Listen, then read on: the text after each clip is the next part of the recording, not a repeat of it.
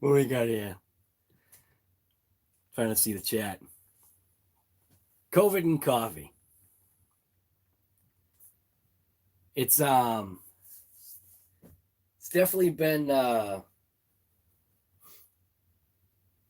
eye-opening. It's been a blast. And it's definitely the end. So had a good run. 2020 had a bunch of like oddities.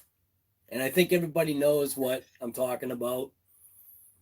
But is it really the end?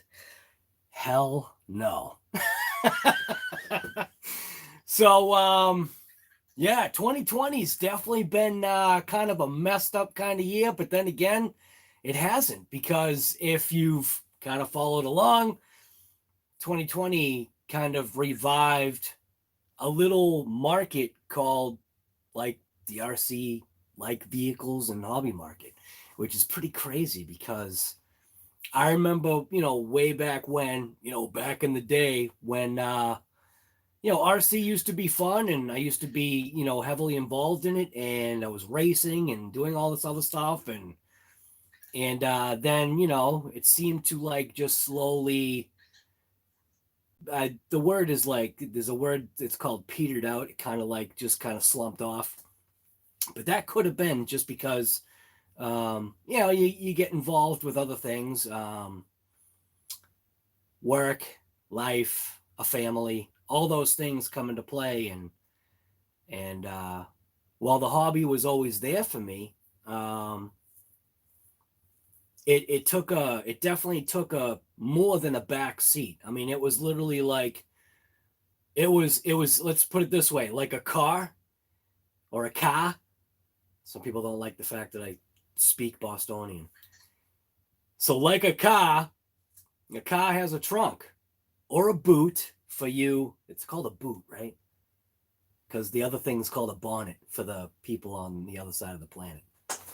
So in the trunk of, I'll say newer vehicles now, you also have like that section where you lift it up and there's a spare tire and the jack in there, right?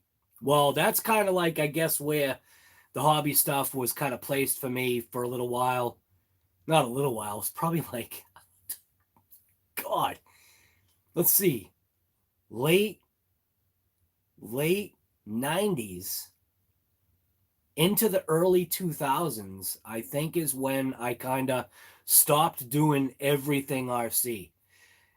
I'm guessing the last stuff that I had done was airplane stuff. And I semi-recollect what really stopped it for me was I had finished building one of my planes. The planes that, they're called stick builds. You stick build them. You painstakingly take hours upon hours making this plane, wrapping it in the monocoat, heating it up, making sure everything's mint, balancing out the plane. And I had taken my son flying with me, and he was only, man, so that would have been like the maybe early to mid 2000s. And I had taken my son at the time, who was son at the time, meaning his age. He was only, I think it was single digits. Like, so he was 97. So I'm guessing he was like 6, 7, 8, 9, somewhere around there. He was still in his single digits. And I took him flying with me. There was this wide open area. They were putting in a new road. Actually, it's called Route 44. They were putting in Route 44, but they had cleared out this massive section of property. And they were obviously eventually going to put, buildings and stuff there. And I had taken him out and I was showing him how to fly. And, it was pretty cool, it was nitro. It wasn't electric. It was, the pain in the neck kind of stuff, which is fine. But took him flying and kind of just having some fun. And I started picking up speed. I started treating the plane like it should be. Started doing some tricks, started doing some rolls, doing some flips. And I wanted to get a high speed, kind of like a knife edge, kind of they call it. It's when literally the plane is just at that angle like this, where the wings are just, you know, top and bottom. One's facing the sky, one's facing the ground. And I just did this real high speed. I mean, I literally, I had that thing, that throttle stick like buried, full throttle, doing a nasty, just nice banked turn. And I'm watching it, you know, got the 2-stick controller in my hand. I'm watching it. And because of the distance of where the plane was and the tree line, I had a little bit of a misjudgment. And there was this massive pine tree that, you know, they had left a couple of pine trees, but there was this massive pine tree, just this beast of a tree, and my plane hits it. And it was literally like somebody took a whole bag of popsicle sticks and toothpicks and just threw them through the branches of the tree. And the motor obviously stopped instantly, but the difference was the sound, because of how far away it was, of it hitting the tree didn't happen until after it hit the tree, meaning it hit the tree, exploded, and then you heard the whack, and then you heard the the engines just point blank stop. And the crazy part was, when it happened, this is almost like a 2020 thing, when it happened and it exploded, my eyes kept going like there was still a plane there. I guess maybe still in disbelief, and my son remembers this. So some of the plane, the majority of the plane that actually stayed together, like the fuselage, I even think the tail got ripped off in this accident. But the fuselage got lodged up in the tree, and I think that was it. I think that might have been it. I think I stopped probably everything RC, and then I moved on to, I bought my son, well, actually, I bought myself a quad, and then I bought my son a quad or a dirt bike. I can't remember. It was too long ago, but I think that's what stopped me in the RC hobby, was just the time it took to build that plane and for it to explode into toothpicks. Yes? Huh? I'm doing it live. What's happening? So I was just telling everybody it's the end of COVID and coffee. This is going to be the last one of the year. Okay. Why? Yeah, I know. Why? No, all the puppies are down here. So she actually never got to experience any of that stuff, because she was too young. She was an infant. So, but yeah, it's definitely been a crazy ride. And then I think you remember? Do you remember me taking an RC car camping with us? Like a lot. Remember the place that had the building that was in the middle? We would have our RV way in the back, where the river was, the little river. Do you ever remember me taking an RC there? I remember where you're talking about, but I don't remember that. Yeah. So that probably would have been. That was an E-Revo. So, what was that? Is she just joking? She's just stressed. Okay. Oh, she's And stressed? stretched. Oh, okay. I thought she just did a growl at Colby. I can't remember the timeline, but somewhere around, God, that would have been 2000. 2010, maybe around there. 2008. I really don't know. Whenever the E-Revo came out, and I picked up an E-Revo and started ripping that thing, and then literally burnt out the motors in it because I had no idea like what lipo was. I effectively killed the brushless motors, the Titan motors, because I put too much power through it. The ESC handled it, but just the motors, like, I mean, I think I only got like 5-6 runs out of it. And even then, I think going towards the end, like those motors were junk. I mean, and it was a blast though. And that kind of jump started it a little bit. And then, you know, my business, you know, was obviously important, and, you know, I had to put that to the back burner and concentrate on, you know, the making money aspect, you know, the real money, making money aspect of life. Yeah,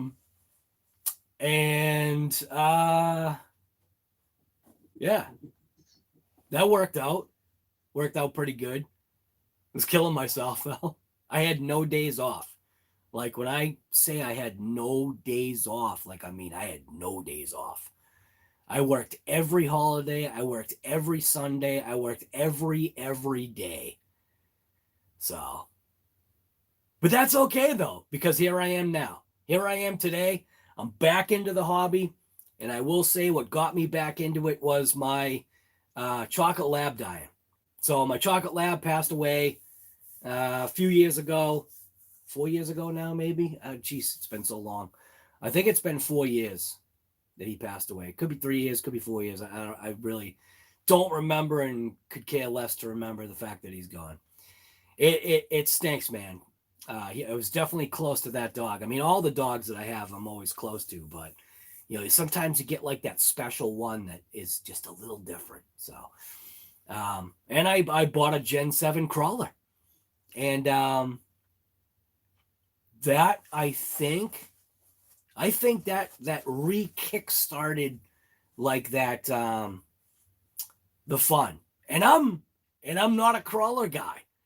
I'll be the first one to say I'm not a crawler guy, and I think that's why I bought a crawler. I was like, yeah, you know what? I've always just been out there ripping it, you know? I mean, maybe I'll, you know, I like Jeeps, and I think that's like how I was thinking in my mentality. I'm like, well, you know, I actually had a Jeep at the time. I'm like, you know, I like Jeeps, and, you know, I like going off-road, and, you know, and I know off-road sometimes is slow. So I was like, yeah, maybe I should just get this Redcat Gen 7. This thing looks pretty cool. I think it just like first came out or something like that. That's my guess. And that Redcat Gen 7, it was fun, but I very quickly learned that that Gen 7 was not a fast vehicle. I got very, very quickly bored with crawling, to the point of where I was trying to do whatever I could within the means of the truck to just make it go faster. Like through the process of, like, you know, breaking drive shaft, breaking the little U-joints, you know, the little yokes, breaking those, tearing things out, stripping gears, just like ruining it. And then I was started upgrading, and I can't even remember now how the YouTube stuff, like how I even remembered starting to like record videos for YouTube with the crawler. I'd actually literally have to go back and figure it out. But I don't even care for the fact of, you know, how I started it. It like slowly transformed. I made like a video, and I just was like, you know, well, who knows? Maybe somebody would like to upgrade. You know, maybe they haven't upgraded. You know, I'm just going to upgrade it, figure it out. So I bought parts and figured it out, and I started getting like a couple of hits back going, hey, you know, where'd you get that transmission? Where'd you get those where'd you get those drive shafts? Where'd you get the, you know what I mean? And I started to think to myself, wow, this is actually like it can help people, you know? And obviously I was doing, you know, all my automotive videos and stuff like that. And, you know, trying to help people, you know, in that way. And my YouTube channel literally started from thinking to myself as I age, thinking to myself that, you know, like the movies, you know, when my kids have kids, if my kids want to know who I was or what I was like as an individual, not the old person that they see, you know, in front of them right now, you know, what I don't know what I'm going to be called. I don't know if I'm going to be called grandpa or whatever. But I'd actually like to be called something else, but I'm not positive if that's gonna fly. But I thought to myself, I was like, yo, the YouTube videos, they're like out there like the movies. So, you know, if I'm, you know, gone, I'm no longer on this planet, you know, it would be kind of cool for my kids to, you know, see me again if they felt like it. And then for, you know, the kids to like, you know, hey, you know, what was he like? Obviously, they won't get to see like the real me. They'll see, well, I mean, you're seeing the real me. This is the real me. You know, I screw up stuff. I break stuff. I fix stuff. I try to always have a positive outlook on everything that I do. If somebody's negative, I'll do what I can to try and turn the situation around and make it better. I'm a fix-it kind of guy. Yeah. And then, like, literally fast forward to right now. Literally, I was hoping it was going to get to 7K like right before the first, but I wasn't doing the work. And you have to realize that in order to get people to actually like your content and like your stuff, like I think, you know, some of you do, you know, you have to do it right. You have to put the time in. You have to make the videos. You have to do the lives. The lives are great. I was never like this kind of person, meaning like I was always good with communication in a business sense, but I was never this guy, like the recording guy, bringing attention to myself. That wasn't me, and that's not what I'm trying to do here. I'm just trying, I guess now I'm just like literally sharing, and I'm realizing that even like doing a snowplow video, I mean, it was kind of like, to me, it was a joke. I was just like, hey, I'm just gonna put my camera, I'm gonna stick it outside the window, I'm gonna put it on top of my lights, I'm gonna stick it on the edge of my plow, and I'm just gonna plow some snow and see what happens. And then literally would get messages of people going, hey, I hope you do more snowplow videos. And I'm thinking to myself, why do you want to watch me pushing snow around? And then it like clicked. It's like, dummy. There are some people that don't have snow. There's some people that don't even know what snow is. There's some people that don't know how to plow. And maybe they could see how I do it. And of course, me being me, my way of plowing is the only way of plowing. Like, I mean, you know, in my head, and that's just because they're my accounts. You know what I mean? I plow snow, and people are happy, and that's all that matters. And obviously, I've got the truck to do it, and that's a big thing, is making sure that if you're getting into plowing, that you've got to have the vehicle that's just going to do it. Now, before I got into plowing, the thing is you don't want a vehicle that's the size of Big Black. But I always go against the grain, like, of everything throughout my like entire life. You tell me that it can't be done, you know, my attitude was, you know, I'll show you. I'll show you it can be done. And, you know, obviously, you know, having Big Black, one of the big things was being able to have counterbalance or counterweight in the back. And having that slip-in dump bed was 880 pounds, I think it was, which was literally the exact counterbalance that I needed for the 9.6 stainless Fisher blade, V2 blade that was going to go on the front of my truck. So that was perfect. Having the bed inside the truck of an F350 also settled down the rear suspension a little bit. So instead of like having that bobble effect because you've got no weight in the rear end and it's too tight, the suspension's too tight, that 800 plus pounds totally changed the way my truck drove, everything. It made the truck mint. Then throwing the plow on, everything seemed to like, you know, work. Throwing the lights on and then Big Black just like pushing snow.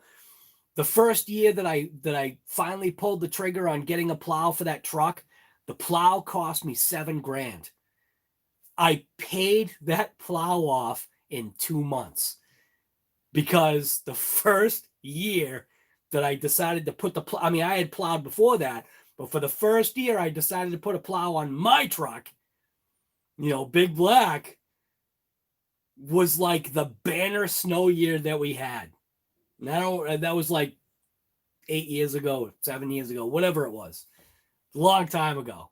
And to be able to pay off $7,000 just in snow removal within 2 months, that was just like, yeah. And I mean, that was awesome. And that was only one truck making that money. So that worked out. That worked out. Like I say, worked out mint. And then now fast forward, where are we right now? 2020. 2020 throws a hook and I'm standing right there and I, you know, took it right in the face. And my wife 100% believes that I had COVID-19, coronavirus. She 100% believes it because no sickness takes me down. And in February, I came down with something that was literally instant. And I mean, I don't get can't say I don't get the flu. It's not like I'm superhuman. I mean, I used to think I was. But I came down with, I don't go to the doctors either. Because the way I look at it, the only reason why you go into the doctors is because there's something wrong. Well, there's never anything wrong with me. Now, there obviously was something wrong with me, but I was also still that hard-headed person in February. And I distinctly remember it. I had burned some China boxes. Now, I don't know what the correlation is. I'm telling you, it sure was pretty stinking, like, within line. I had a bunch of China boxes that I burned on a Sunday. That next Monday, I was all right. And then I called my wife like the middle of the day and I said, and she remembers it. And I said, you know, hey, and she knows something was up because I was like, because I don't get sick. And I called her and I said, hey, what can I take for this cough? I can't get rid of this cough. It won't go away. Like it actually hurts. And I think she told me what to take. And this was during the afternoon. And I literally just took what she told me. I don't even remember what it was. Took what she told me. And like, oddly, during the middle of the day, went upstairs, was feeling that crappy, and figured I'll just close my eyes for a couple of minutes, whatever, and I'll be good. You know, I'll just, you know, wake up in like an hour or two. I didn't wake up for like, I don't even, to be honest with you, I actually don't know what happened. I closed my eyes and that was it. Like, I mean, I was gone. And my wife said that when she came home, she checked on me and I was just asleep or whatever. She wasn't, I don't think she was really concerned. But then the next day when I didn't wake up, you know, because I'm one of those clockwork, you know, kind of guys. You know, your internal clock is adjusted to waking up at a certain time, 5:30 in the morning, and I didn't get up. And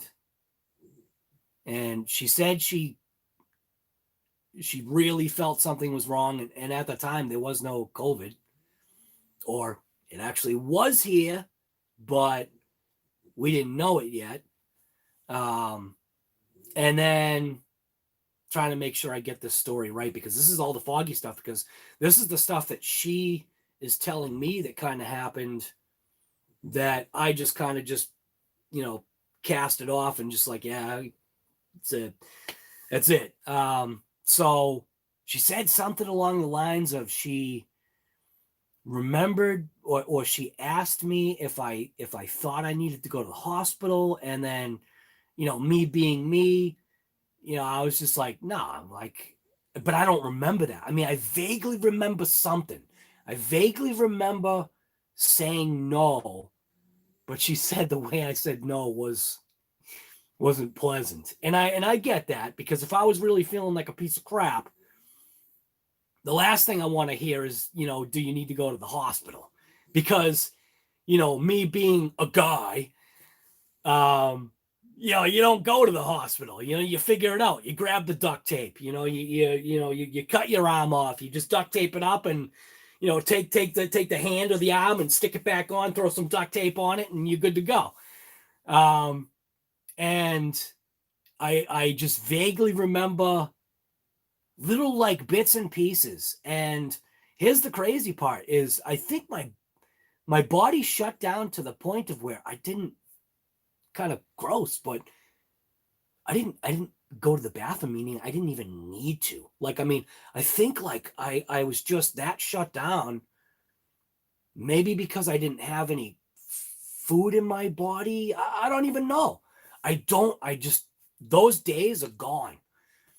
And then I think she said it was 48 hours that I just was not alive, but you know what I mean, just out of it. I don't remember anything. Like I said, I remember like these little flashes of maybe like rolling over, or maybe her trying to talk to me, or whatever. And then somehow, miraculously, like pretty soon after, I kind of got better, but there were like weirdnesses of being better. I knew that I wasn't 100%. Like, I mean, something was still up. I couldn't put my finger on it. And again, you know, not being the doctor type, you know, I'm not going to the doctors, and forget that. And I don't know, man. For the longest time, I want to say like for months, I was still feeling the effect of something. And then all of a sudden, you know, they started to have like the stuff about the COVID and symptoms, and my wife is like, you had it, you know what I mean? And it was just like, and I'm like, how? And then I did like these joke things about, you know, I just burned some China boxes, you know, all that stuff. And yeah, I don't know. It's kind of funny when you look back on it, but kind of not. I want to just jump into the chat, because I'm not trying to ignore chat. I'm just trying to you know, get the COVID and coffee going, and obviously I'll throw the lights on. And I thought it was pretty fitting that, you know, this vehicle right here for 2020 has been my worst vehicle that probably I have ever owned.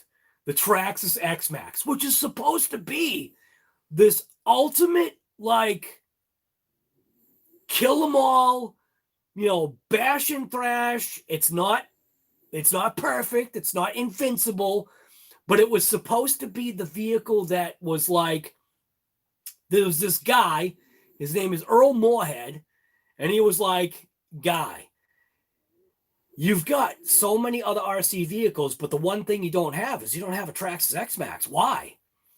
He's like, that is point blank. And I wish I had the text message. And I probably do. I probably do have the text message. I'd have to go back to like a year ago. And he was like, you know, well, not a year ago, but whatever. He goes, you know, you have to, and he specifically said, you have to, as RC Guy Garage, you have to have that vehicle in your collection. And yeah, I kind of like, you know, was like hemming and hawing about it. And I was just like, the videos I've seen, I'm not really all that impressed with the XMAXX. I'm just not. It looks slow. It looks like you need to do, you know, a bunch of upgrades to make it go, you know, fast per the size of the vehicle. It looks like it's got, you know, it just looks slow. And there was one vehicle, I think his name is Ricky. But I think his Facebook is like Rick and Candy or something like that. He did, and I had seen tons of XMAXX videos, but he had done this one Facebook live on my RC Guy Garage Facebook Live. He did this Facebook Live, and it wasn't even the TRAXXAS, it wasn't even the XMAXX running. It was, and I had talked to this guy previously, so when he goes out there and runs something, he'll run it, he'll have a blast with it, you know, he'll crash it, and you know, that whatever. And he comes on, and literally it starts with something along the lines of, I can't believe this just happened, but I wanted to show you this, you know, and all this stuff, you know, on the live. And he was basically, what he showed was his XMAXX was going full trigger down his road, you know, on the street. And it must have been because of the XMAXX being on the road, probably the wind blowing. He didn't hear the oncoming vehicle behind him. So as he's full trigger with his XMAXX on the street, had to have been like, what do these things go? 45, 50 maybe? Full trigger, and slams into a 4x4 truck's pumpkin. Like, obviously he put the brakes on because it was one of those ones where, you know, he's looking at it, he's driving, he can't hear nothing other than seeing the XMAXX, and he's having a blast. And, you know, it does that thing where you come around, and then obviously he saw the truck, so he hammered on the brake. But you know, the thing had to have been going like, I think I was guessing like, probably by the time it hit the truck, he was probably like low to mid 30s, maybe. I mean, I don't know. I wasn't there. That was kind of, I guess, his guess.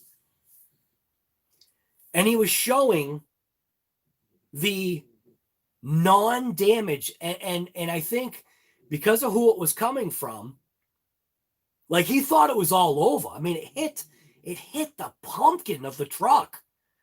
And he literally thought it was all over. The guy was actually apologizing to him for hitting his XMAXX. He was apologizing to the guy for hitting his truck and not realizing that, you know, the guy was there in the road.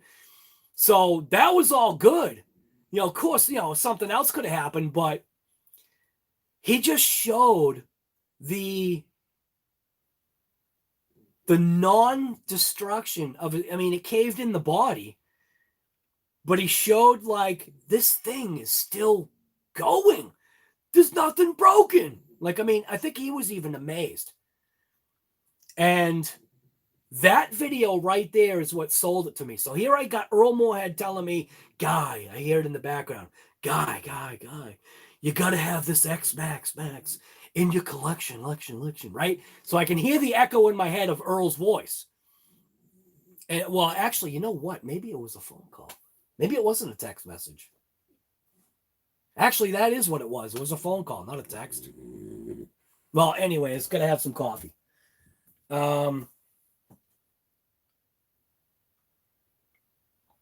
So that video, that Facebook Live, is what changed my mind. It was like, I'm gonna get an XMAXX now. All those other videos, I don't care who it was. I don't care if it was Kevin and EXO and even Metz. Metz had a XMAXX, but he never drove it. He got a good deal on it, but he never drove it.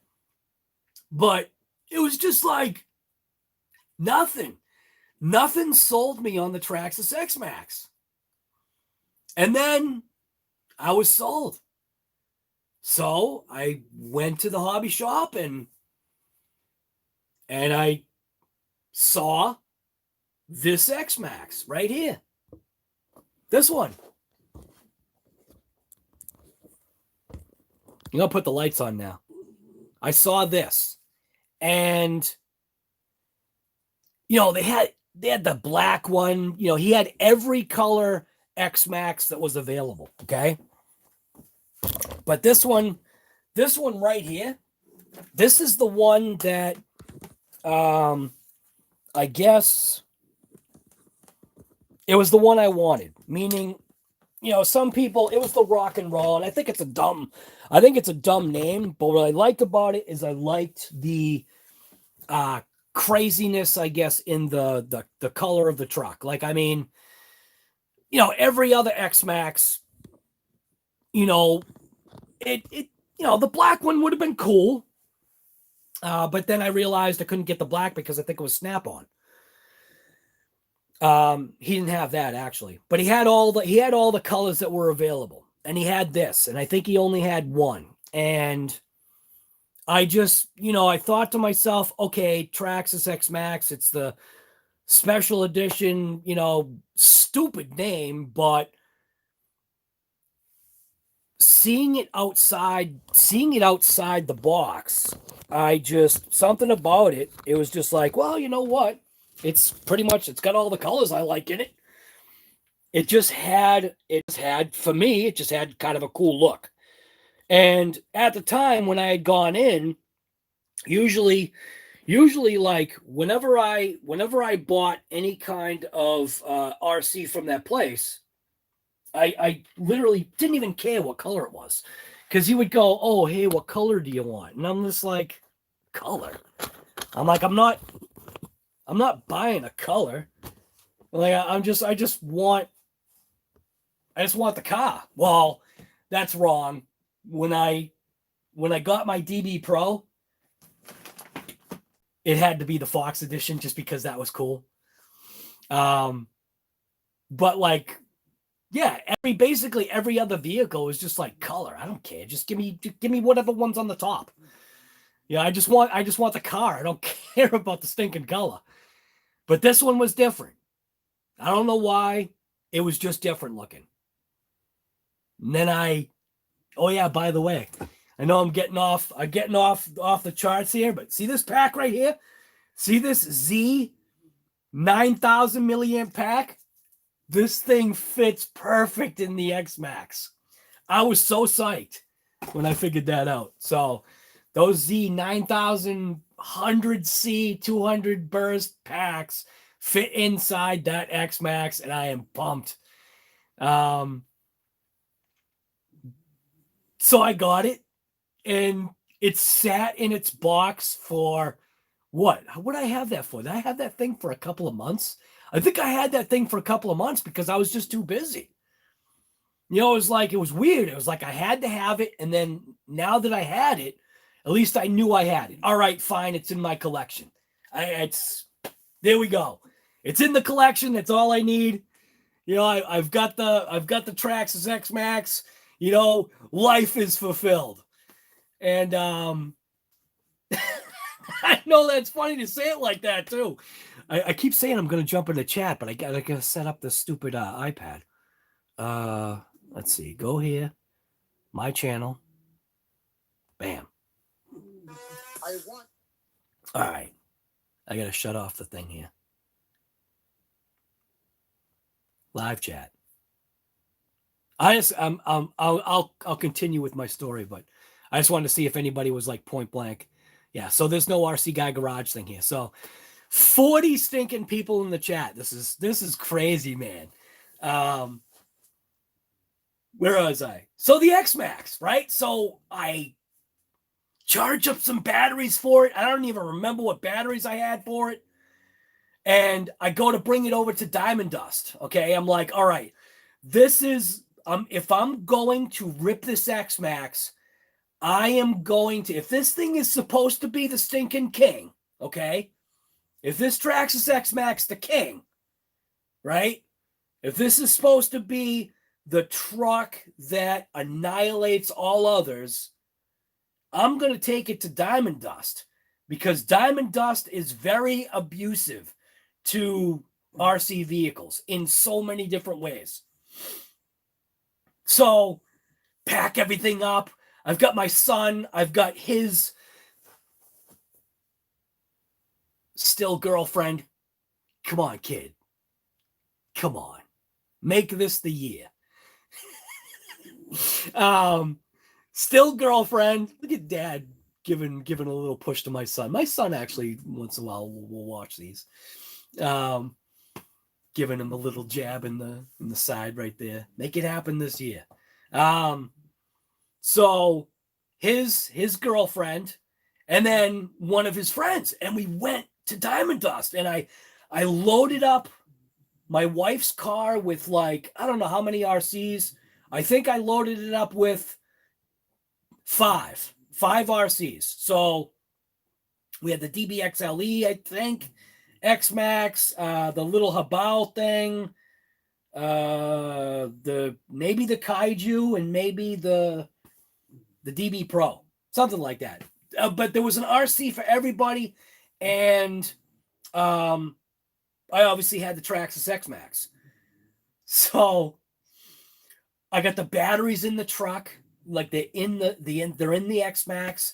We're pulling things out. We're scoping out the place. We're like, oh yeah. I'm like, all right, I know exactly where I'm going to take this thing. If this thing thinks it's the king, we're going to see if it is. You know, this is supposed to be, you know, the beast. It's supposed to be the vehicle that kills all other vehicles. And take the thing out. Now, this XMAXX had never ever touched the ground. Not once had this TRAXXAS XMAXX ever literally touched dirt. Take it out, and I finally like drop it on the dirt. I grab the transmitter, I turn the transmitter on. I think this is what happened. And then I open up the truck and I go to plug in the batteries. And I'm like, TRAXXAS, damn it. I didn't bring the adapters. So I was ripped because it was just like the truck had never hit dirt. And I forgot the adapters for the stupid TRAXXAS connectors. So I was actually pissed. So I took the truck and I threw it back in the car and I literally forgot about it. And that was it. And then like a day or two later, you know, we had a blast still. We had 4 vehicles ripping. And that was a blast, but I was pissed. Then I don't know, a couple days later, maybe it was the next day, I really don't remember. Made sure I had the adapters this time. Plugged the adapters in. That way they were on the batteries. Went out and stopped at my other rip spot. That's like literally 5 minutes down the street. And finally got to rip the XMAXX. Now, I was warned by Earl. He said that the first thing that's probably going to happen is you're going to lose the seals on the rear bearings. And wouldn't you know it, literally in minutes, within minutes of ripping this truck, the stinking little, it had earrings on the axles. And I didn't even notice it. This guy who, the name of his channel, I think it's called ccrc or something like that. And not Tony, but his logo is CCX, I think, RC, or CC lightning bolt or slash or whatever it is. Good guy. It was funny because, you know, he was parked in his truck and he pulled in, you know, and I'm ripping this XMAXX, and you know, I guess that's what caught his, you know, his sight was the smoke trails, the dust trails. And he knew what it was because, you know, he was a fellow RCer. And I can't remember the guy's name. I wish I could remember his name. But he was like, he does filming and camera stuff, and, you know, all the I think he's more of a crawler guy. And he had stopped and he was sitting in his truck, and, you know, and he was like, started to like say something with his window open. Of course, I can't hear anything because the XMAXX is ripping it. And I stopped what I was doing, and, you know, at first I thought he was going to give me a hard time, like, you know, he was like the owner of the property or something. He was like, hey, do you mind if I, you know, watch you rip this thing, or watch you drive that RC car? And I said, yeah. I'm like, that's fine. And I just kept on going, and you know, ended up finding out that he's, you know, heavy into crawling, which I am not. But after him seeing me rip this XMAXX, it actually made him want to rip it. Like, you know, because crawling's different. He's a crawler guy. I'm a rip it guy. And he was like, you know, seeing some fun, and, you know, he was like, I think I want to buy an XMAXX. Well, I had brought the truck in, and I'd stopped it, and I was talking to him, and he's looking at the XMAXX, and, you know, I think he was thinking it over in his head. You know, I definitely think I'm going to get one like tomorrow or today. And I told him where I got it, and he's like, you got to be kidding me. He's like, I know the guy. That's the shop that I go to. And I'm like, oh, well, that's where I got this XMAXX from. And while he's looking at the truck, he was like, hey, something's hanging from the back axle. That's what is that? And I was like, oh, I don't know. And I look at it, and it's the damn earrings. It's the seals. And this was the first rip. The seals came apart. And I think I had thought to myself, well, they're just the seals. It's not gonna matter. The XMAXX should still rip. And I think it was then the next day I took it over to Diamond Dust, or another day after that. I don't remember the timeline. The videos are there. The timeline is pretty much there for the videos. Then I decided, all right, I'm taking this XMAXX to Diamond Dust. Fresh battery packs, got the connectors. I get it out there, and the XMAXX was actually ripping it real nice. I mean, I was having a blast, realizing still, though, it was slow, like I had thought. It would not have the wheel speed of what I was used to, because I was used to my Hobao MT +2 having massive wheel speed to be able to correct just about any screw up in the air. That when the XMAXX would launch off of a jump, it was like a 50-50 shot, or maybe about a 20-80 shot, meaning 20% that I would actually get it right. And I slowly started learning that it just doesn't have the wheel speed that, you know, when you do the jump, just go easy with the throttle. And started learning it and was ripping it. I mean, it was going nice. I mean, I was trying to, you know, get all out speed, all out jumps, just like hitting that jump with the same attitude that I had with my DBXL-E 2.0. The first time I ripped that was the first time I ever ripped a vehicle with that. I could care nothing about nothing. I'm just gonna full trigger this beast. And I did. That DBXL-E took so much abuse my first time ripping it that's how I was treating the XMAXX. And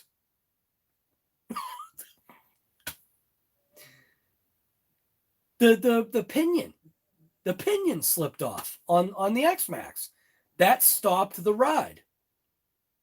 So it was only, I think I ripped about 2/3 of that battery pack. So I really didn't even have that much time.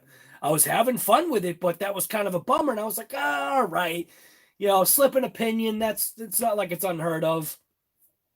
Take the truck back.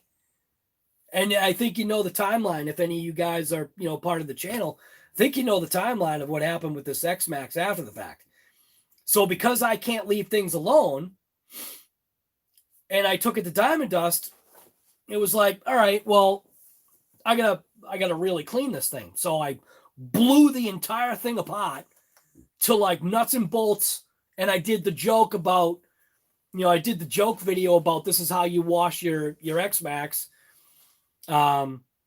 You put it in the dishwasher, put it on pot and pan, high heat, and you know, that was obviously a joke, but some people actually took it serious, like, oh, that's a great idea. I'm gonna do that today. And I'm like, no, don't. That was a spoof video. Don't actually think that I actually washed my XMAXX in the dishwasher with the electronics and the diffs open and that. No, that's not what you do. But there were a couple people that were like, oh, that's a great idea. I'm going to do it. It's just like, no, don't do it. And that's when I discovered the motor slop issue. And then with talking with Earl was having gear carnage issues at the time, and I was communicating with him on the side, and I was going, Earl, man, you gotta check your motor. I mean, I think this is why people are exploding their gears for no reason. That if they've got the slop that's in my motor, I mean, this thing is 1 2/3 rip. This had 1 2/3 rip in it. How does this motor have this much slop? And you know, he didn't blow it off. He knew that, you know, eventually he'd have to check it, and he did, and he ended up finding out that his older XMAXX that had miles on it, that motor was mint, but his new XMAXX had motor slop. So we both did the whole dial indicator thing, so that, because people like to see, like, you know, like to see reality. So did the whole dial indicator thing. And hey, I'm just going to say it right now. We got 45 people and 25 thumbs ups. Bam. Come on. Do it. Do it. And, you know, we both, you know, did the dial indicator thing, just, you know, showing the slop. And then, you know, I called TRAXXAS, and I'm like, hey, you know, I've had this truck for a couple of months. I just unboxed it. You know, of course, the guy I was talking to, I was trying to talk to him like a human to a human, like a guy to a guy. I'm like, yeah, I took it out. You know, I ripped this thing, you know, 1 2/3 times. I did treat it like an XMAXX. And I said, but I got some issues here. I said, the first time I ripped it, the bearing seals fell out. And he goes, oh, that's the first time I've heard of that. The seals came out of the bearings on the back. And I was like, and then I kind of got a little pissed, because the way the guy acted was like, oh, I've never heard of that before. And that's basically what he said. And I said, well, actually, the real reason why I'm calling is because my motor has a massive amount of slop in it. And then he was like, oh, again, oh, wow. Our vehicles, something along the lines of, this is the first time I've heard that before. Our vehicles, you know, hardly, basically the guy was saying our vehicles never have issue, that this is the first time, you know, I've ever, you know, heard of this. And I'm thinking to myself, I'm getting kind of annoyed, and I'm listening to the way he's starting to talk to me. And the bad part is that when you get somebody that talks to you in a certain way, for the longest time, I was staying level. But then the business side of RC Guy Garage came out, you know, the business owner dealing with employees that, you know, can't come to work because their grandmother died 7 times or for the 7th time, or can't come to work because I should have made a book of 101 excuses of why you guys can't come to work. What was the other excuse?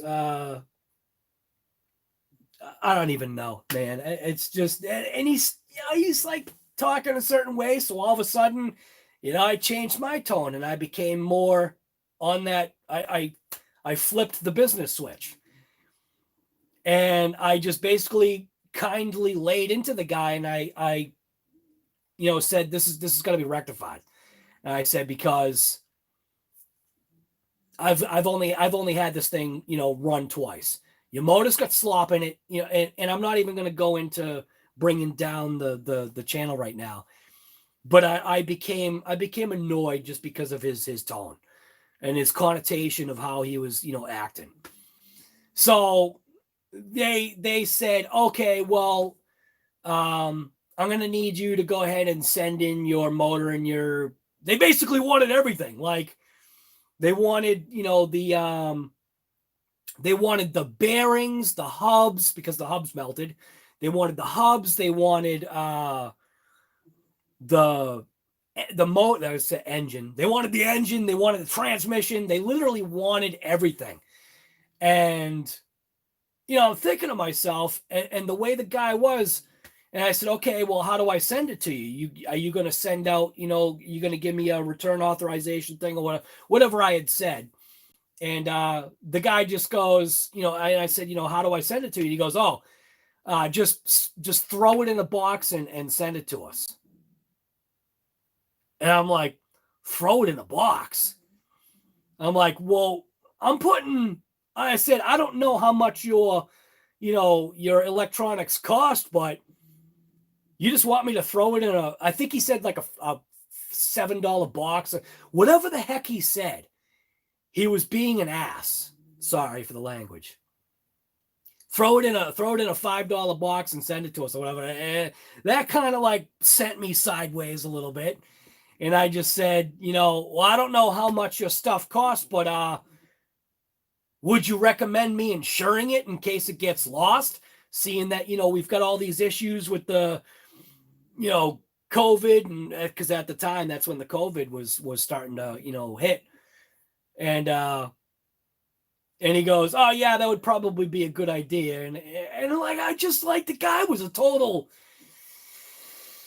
you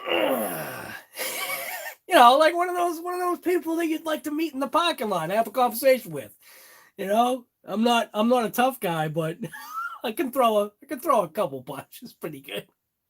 I don't know. And that was dumb, you know. It was just like, and I decided to take a different route. I basically, you know, did the single finger thing there. And I was just like, forget you, XMAXX, I'm done. I literally took the thing, and somebody had called it a trash bag, and then that literally became its name. This vehicle became trash bag. So my XMAXX, once this thing is back together, which hopefully is going to be today, well, not hopefully, how about this? This TRAXXAS XMAXX is now going to be back together today. I've got a speed control that I'm going to throw in it. I got a motor I'm going to throw in it. I have the brand new RPM front hubs, these things. I got the brand new RPM things here. So I already took care of the rear hubs and rear bearings. That's with the RPM, with the oversized inner bearing and the stock outer bearing. Then I got this right here, which I had been dying for. I'd been searching for front upgraded hubs that weren't going to cost me $1,000 because they were Vitavon. Or whatever. I think Hot Racing had a triple bearing carrier. And then I just did a search. I'd been searching, like every once in a while I'd do a search and go TRAXXAS front hub upgrade, and nothing would come up other than the hot racing, and the hot racing was always out of stock. So finally magically RPM came out with my request for the front hubs with an oversized bearing. So I was pumped. I literally ordered it right away. I sent the link to Earl, and I'm like, guy, you got to buy this. It just came out. I know eventually you're going to need it for your XMAX. And he was like, man, mine are okay right now. And I'm thinking to myself, I'm like, guy, here you are, the one that always has everything in your stockroom, and you're just going to go, eh. Well, guess what? He bought them because he broke his. He finally broke his. And I'm just like, I'm thinking to myself, I'm like, yeah, guy. I'm like, I told you. You should have stinking bought them when I told you. You literally would have already had them. So I was psyched about that. I'm psyched about basically reviving this TRAXXAS XMAXX, and I feel it's fitting. It's a fitting live stream for the end of 2020 to bring back the TRAXXAS XMAXX in 2021 with its proper upgrades, meaning RPM hubs front and, well, rear and now front. And the electronics I'm throwing in it is almost like one of those to TRAXXAS. I am throwing in, okay? I'm telling you, TRAXXAS is like, you know what I mean? TRAXXAS, I'm not throwing in TRAXXAS. I'm throwing in something that I know that works. I do have a Castle system. I do have a the Monster Mamba 8X, but I'm going to use that for something else. I got two of those things just waiting. One for my Limitless and then one for something else. So I'm going to, this is the ESC that's in my DBXL-E 2.0. So it better be able to handle the XMAXX. Those capacitors say that it will. Plus it has an extra little cat pack sitting right there. So everything about this, and I for myself, something about the Spectrum beeps. I like it. I like the Spectrum technology beeps. So I think it's gonna kind of be great to repower my TRAXXAS XMAXX with Spectrum smart technology. And then this motor right here is the motor that's going to go in the TRAXXAS XMAXX, which is is it a 1650 kV or a 1250? What, you won't even focus on it. 1250 kV. Come on, focus on that. 1250 kV Spectrum Firma. I don't even know what it is. Yeah, 1250 kV motor. And here's the crazy part, right? So see how the ears are ripped off on this thing? Well, this was in my Creighton EXB. So my Creighton EXB was ripping this thing. And because of the EXB issues, the diff, issues that the EXB Creighton had, another vehicle that I had to have in my collection, which was a joke. I do have the diff for that, by the way. Yeah, I had to snip off the ears in order for it to fit into the Creighton because it wouldn't fit with the ears in it. So I kind of like, it pained me. I was like, oh, this actually pains me to snip off the way that it factory mounts, into something. And then just yesterday, I just on a whim, I was like, you know what? I'm going to bring this XMAXX back to life. It's going to be the last day of the year tomorrow. I'm going to bring it back to life. And then 2021, we're going to see if I've got like the worst XMAXX ever built. Everything else seems fine on it. But I just took this and I just literally like dropped it in and it dropped into place so stinking perfect. And I was just like, yeah. I was like, that's telling me something. Like, that is telling me that this XMAXX is going to live. Trash bag. Trash bag will be back. So, yeah, that's it. XMAXX,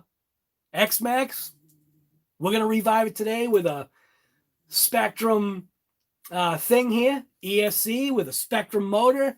And the only thing I got to do is find my pinion. But throw the RPM arms on it. And I don't know how long this live stream will last for, but hopefully it's going to last all day. But it won't. But yeah, that's it, man.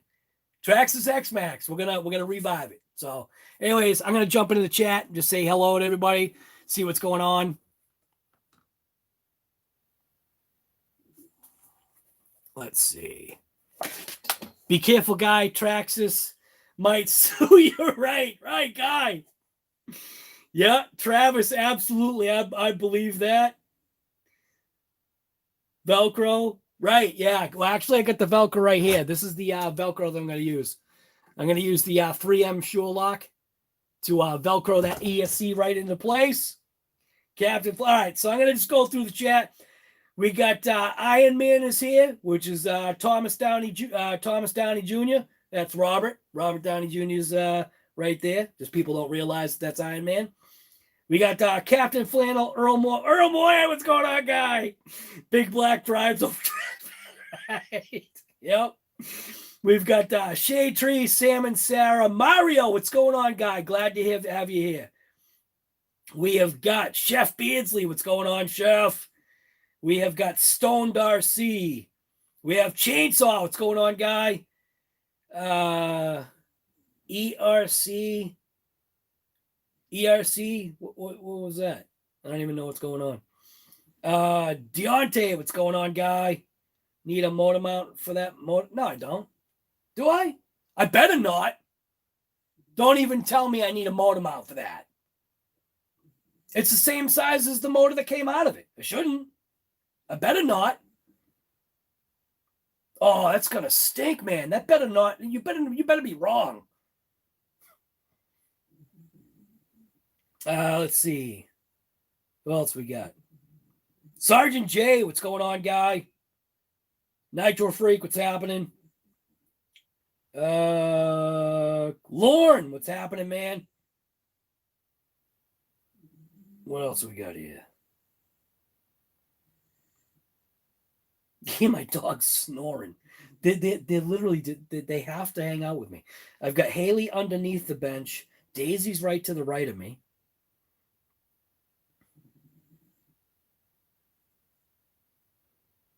Deontay, you contacted Horizon. They said, we've never heard that before. Venom, what's going on, guy? You're rebuilding your Hobao and redo the onboard FPV? Nice. What else we got here? We got Catch a Lane. What's going on, guy? Sorry, I have not been looking in the chat. I literally just had a lot to say. Jeremiah, what's going on, guy? They told you the same thing about your Nitro? Oh, we never had that thing happen before. We've never heard of that before. Tell me more. Ah, Gallon. Didn't even see you, man. Off to work. Monster Jam, what's going on, guy? You subbed Earl only a few days ago. Jeez, you're behind on the times, guy. And I think... Oh, J.O., what's going on, man? Mendez, what's going on, guy? And I think that's it. Justin, the XMAXX is a fun... Right. I'm really hoping that I find that it's a fun truck. I did... When I did the jumps that it was doing, and I slowly started to learn its wheel speed requirements to be able to, maneuver it, it clicked off too fast. once that pinion let loose, it made me realize so much about that XMAXX. When I tore that, I mean, I literally tore that thing completely down. And it made me realize a lot about the TRAXXAS XMAXX. A lot of stuff that is good about it. There's so much good about it. The problem is that it didn't give me enough time to figure out if I like it or not. Hector Santos, what's going on, guy? And I think that's literally it. I think I just checked in with everybody. We got 55 stinking people here. Nice. All right. David Peterson, what's going on, man? Yeah, that's right. Earl, that's right. The TRAXXAS XMAXX wheels don't break either. We've never heard of that before. Tell me more. Well, what did you do? Did you jump the truck? Maybe that's why the wheels cracked. Did you put a battery pack in it? Did you drive it? Oh, maybe that's why it broke. All right. I am going to now finally get this actual wrenching portion of COVID and coffee going, so that we can basically say goodbye to 2020. I also have brand new inner and outer bearings. Hey, Earl, I should just send you these bearings because I don't have a need for them. Matter of fact, I think that's what I'm going to do. Earl, you're still ripping. Are you still running the your stock rear bearings, or have you upgraded to the RPM? Because if you're still running the stock rears, I'm just going to send these to you. It's a set of 4. It's set up for, all 4 corners.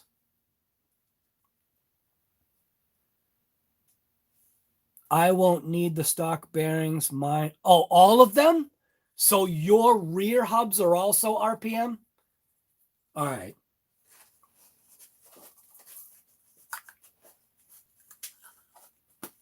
Well, I've got TRAXXAS XMAXX bearings that I don't need. Because obviously you do need to have these, because these are the outers. The outers are stock. So, and just to show people, if you haven't seen what the difference is. So this is for the front. So here's the inner bearing. That's the TRAXXAS stock inner bearing. You know what? I'm going to switch this camera around. Because, bam. And then, bam. I'm going to switch this around because I think the focus works better this way. So here's the stock bearing. Yeah, focus works way better. And here is the TRAXXAS, RPM size difference. So this little micro bearing right here is the TRAXXAS bearing. This is the RPM bearing. Here's a look at the front.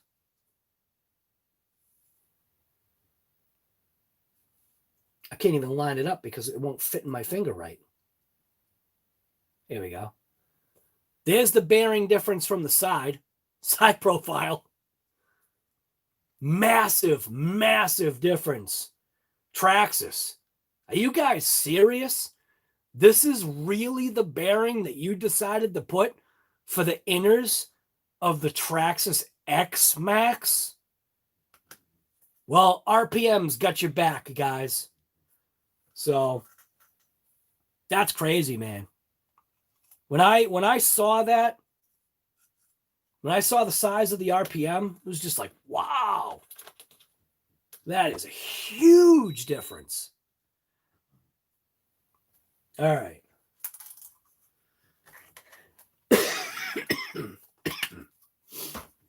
So anyway, enough of this talk. I also just remembered you do have to pack these bearings from RPM. These are just sent with a light coating of oil in them. And there was a subscriber that let me know that. And I literally would not have seen it. I actually think that I did start to rebuild my the rears. I think I was installing the rears, and he was like, "Hey, guy, you actually have to grease those bearings." I thought he was joking, and then I saw the little insert, and it literally says it right here. And I don't read instructions, and that's my problem. Bearings are shipped with a light rust preventative. Not to carefully remove one of the shields and apply a thin coat of your favorite lubricant. So my favorite lubricant, obviously, is the ceramic. The Ceramic Extreme from Permatex for disc brakes. That stuff is so stinking slick. Just going to stuff this bearing with that grease. It says a light coat, but I'm just going to pack it like a regular bearing. And yeah, the TRAXXAS XMAXX is about to get electrified. It's going to get its RPM front hubs and bearings in there. And then hopefully, I don't know, maybe tomorrow. Alexa, what's the weather tomorrow? Here's the forecast for tomorrow in Plymouth. Look for lots of clouds with a high of 42 degrees Fahrenheit and a low of 34 degrees. 42 and clouds is actually going to be all right. So I'm going to literally make it my mission to charge up these beasts, these Z 9,000 milliamp packs, and not even stuff them in the XMAXX. The XMAXX literally is accepting of those packs. Take those packs, throw them in it. It's even got, look at that. Come on. This was made for it. It's even got the right connectors. So, it is going to be funny, man, firing up this XMAXX with that Spectrum, with the Spectrum beeps, man. Yeah, there's going to be a TRAXXAS suing in no time. You can't do that. That's blasphemy. So let's just get this started. COVID and Coffee, final edition of 2020. Say goodbye and then say hello to hopefully a reborn TRAXXAS XMAXX to kick off 2021 in the right way. And we'll have a COVID and Coffee tomorrow. It's going to be the first. We're going to have a shop talking wrench tonight, but it's going to be the first COVID and Coffee. Yes, COVID's still here to stay with the coffee. And we'll have a shop talking wrench tonight to basically say goodbye to shop talking wrench forever for 2020. So, all right, let's go. Let's get it. Psyched. TRAXXAS XMAXX is going to be reborn.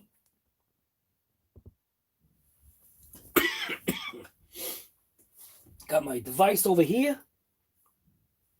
I got to switch around a couple of I'm going to switch around a couple of devices here so I can charge. Because I'm pretty sure that this battery is going to kick out pretty soon. All right, so iPad is doing pretty good. Pop that out. Pop that out. We're going to need this for power for the phone.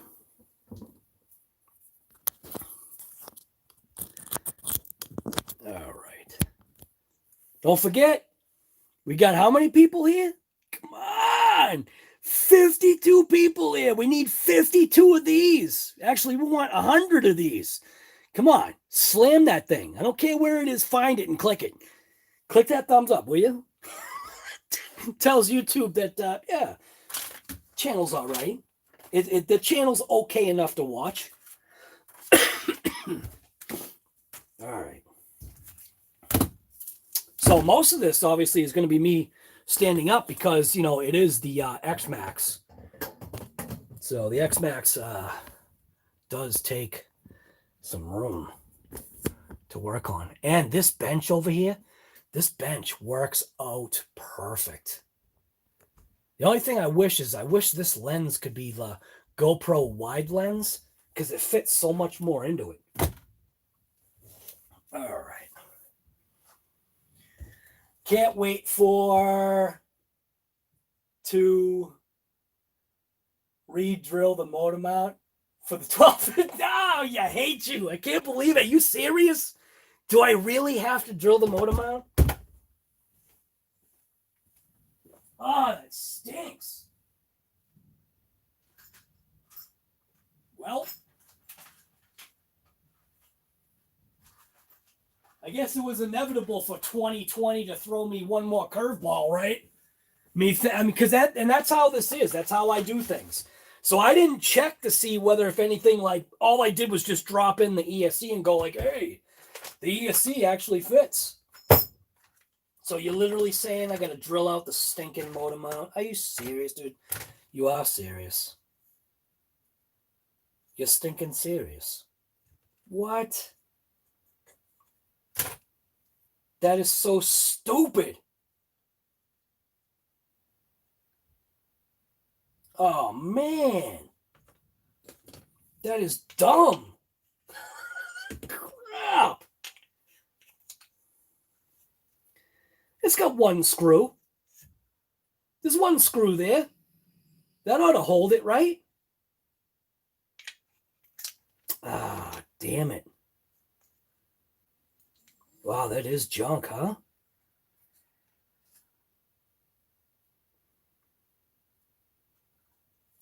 Well, this ought to be fun.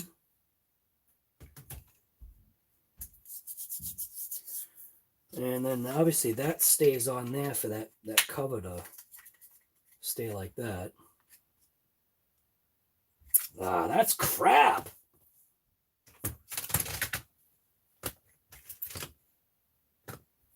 Why does TRAXXAS do stupid stuff like that? You know what? How about this? Instead of drilling it out, I'm gonna make it literally work. So those two little notches right there,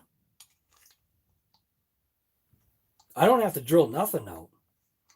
Those two notches right there, if I literally just break off those notches and I drill through those notches, it'll line up. It'll line that up. So if I snap those off, I can basically just drill right through this plate, this motor plate right here. That'll work. That'll be easy. That's actually mint. That's a thumbs up right there. So, hey, look at that.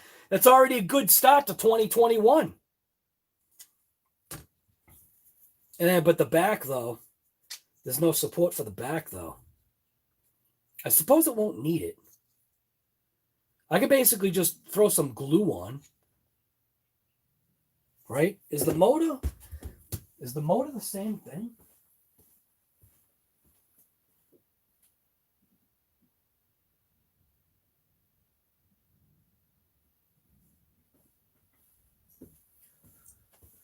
So on the back side, yeah, I still have the motor. I haven't sent it in yet.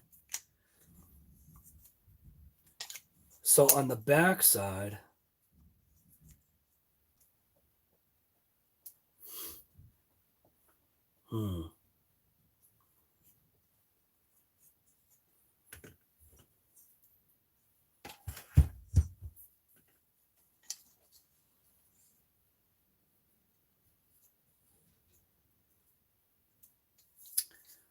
yeah, that's kind of a bummer, huh?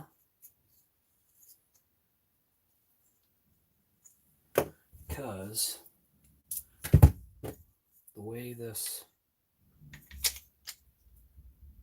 bracket goes in, it actually does bump the motor up a little bit. Gives it like an air gap. I could just use maybe I can just use the front.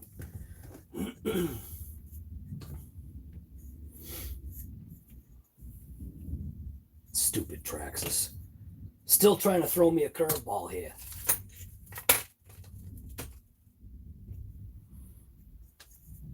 All right. So literally all I have to do is just snap these off of this one. Just break them right off.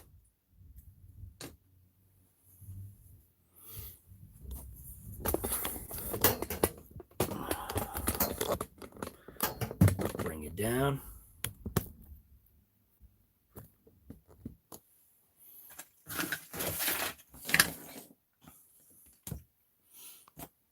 So I just got to snap those off and then just drill them.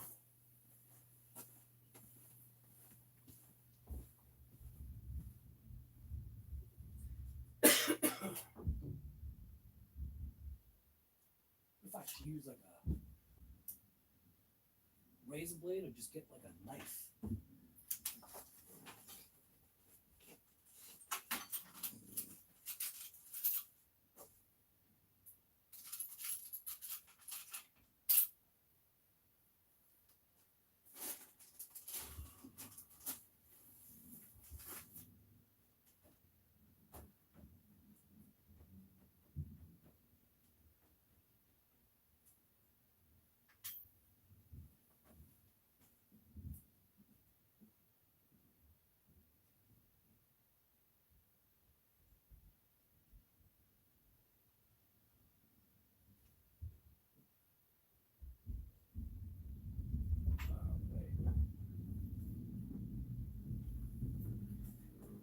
Just take my hacksaw. I could probably just use a hacksaw and hacksaw that off. Find my hacksaw.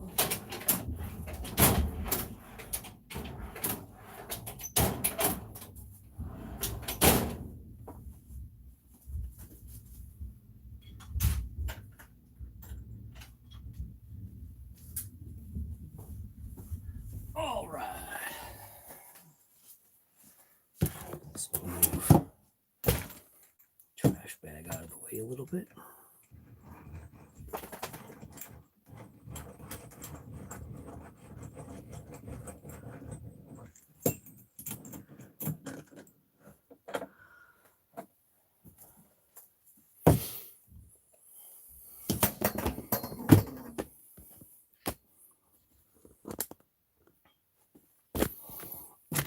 All right. Let's see. Trash bag out of there.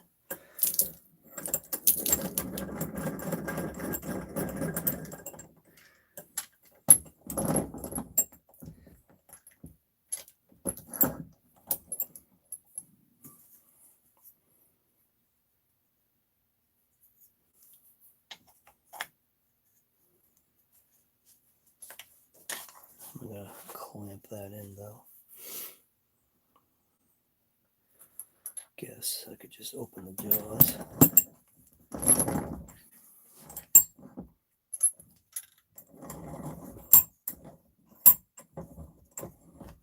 And I don't think the vise. Oh, it actually might. Hey, perfect.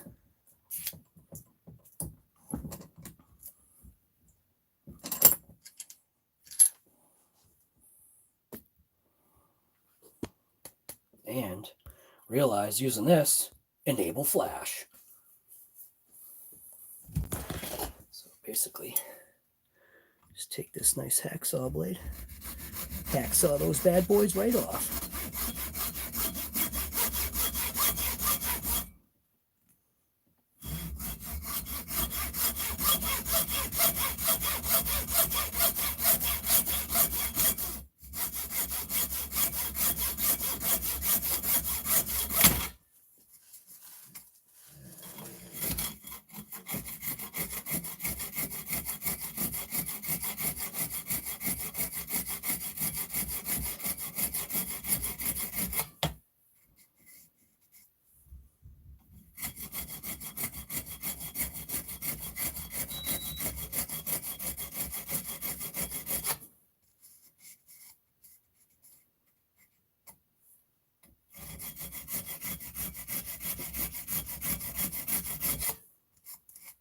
Perfect.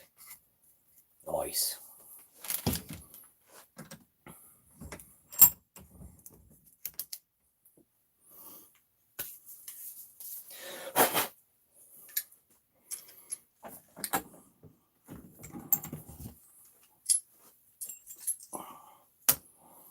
All right, now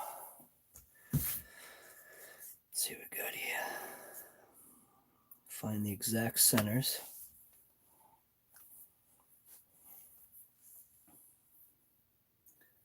Which, where's my awl?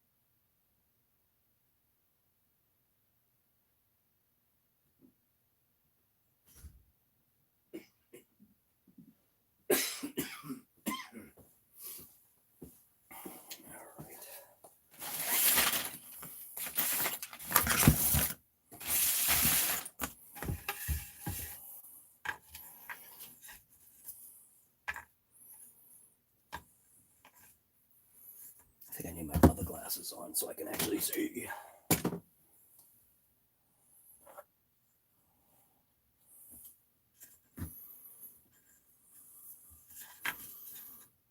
So get the exact center. Just right there. Just about.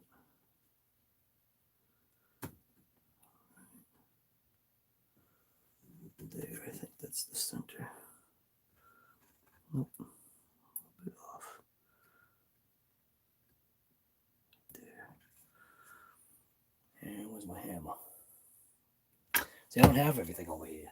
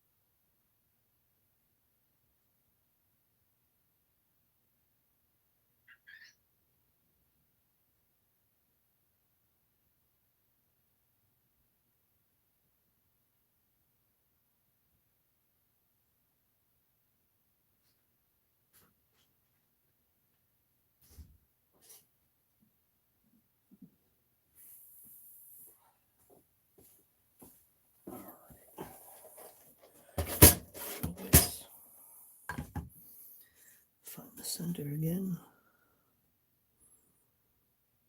I think it's right there.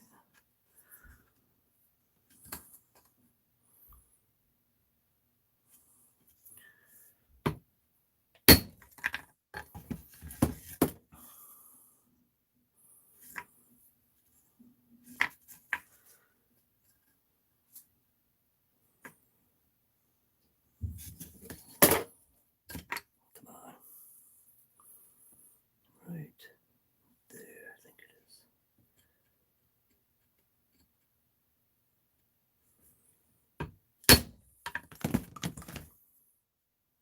Close enough.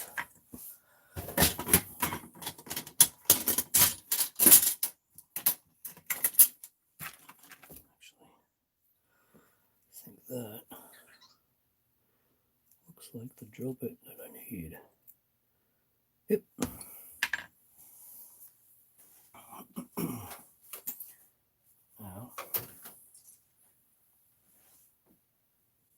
Where's my drill?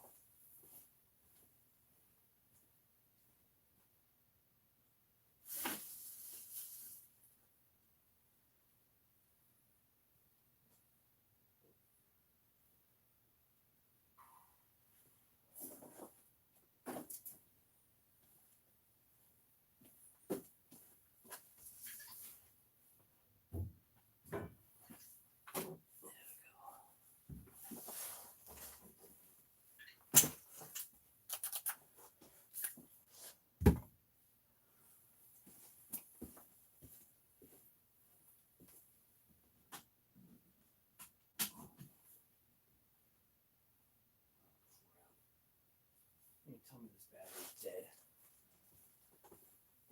Gotta be kidding me. 2020 is still killing me.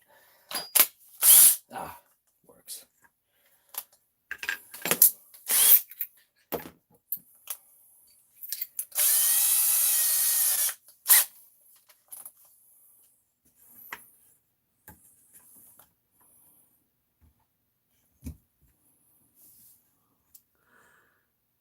feel like that hole is slightly off.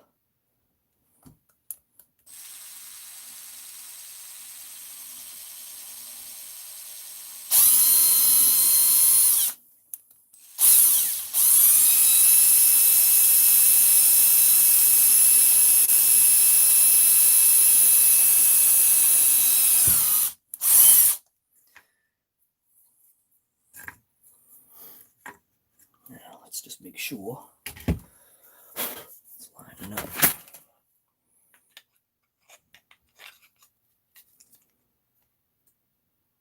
Well, it looks pretty good.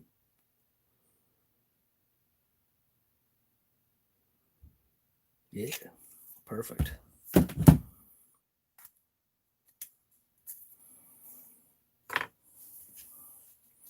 Now this one, messed up one. It's a little off, but I may be able to walk it. Make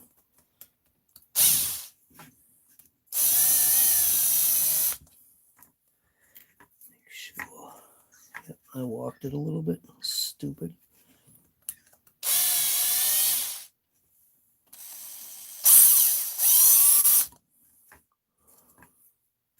And now it's in the center, I think.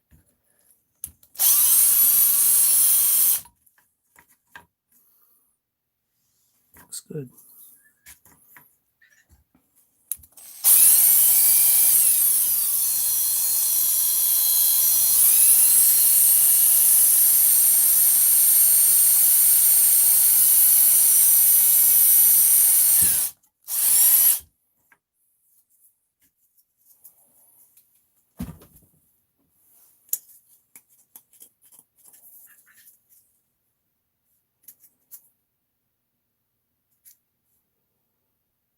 If anything, the second hole I did was better.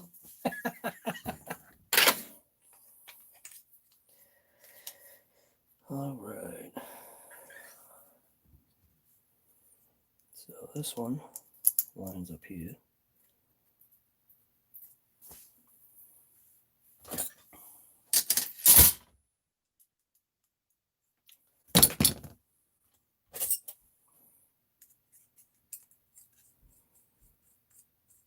Did it the wrong one again?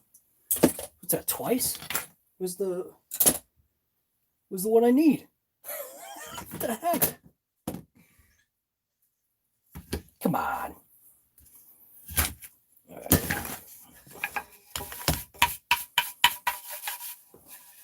Good for that.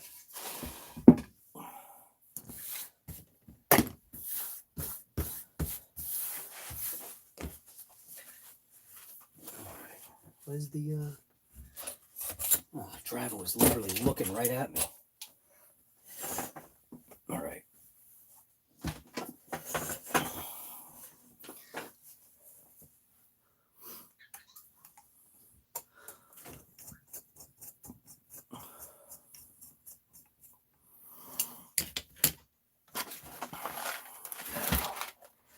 We'll need to get,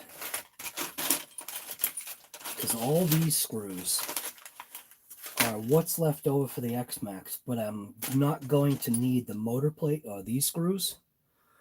But I wonder if these are too long. We'll see if these are too long.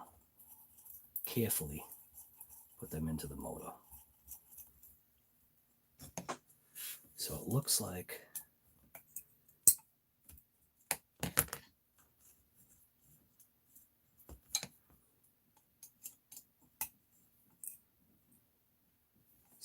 they'll need like a little bit of a washer.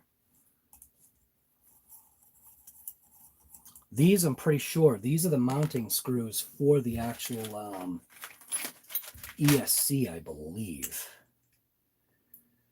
I could be wrong on that, but I basically need these. Because I don't believe... Actually, it could be these, though, couldn't it? Might be these. I know that's for the backside of the motor.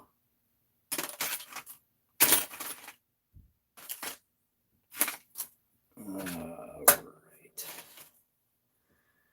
Not sure. I don't remember what these are for.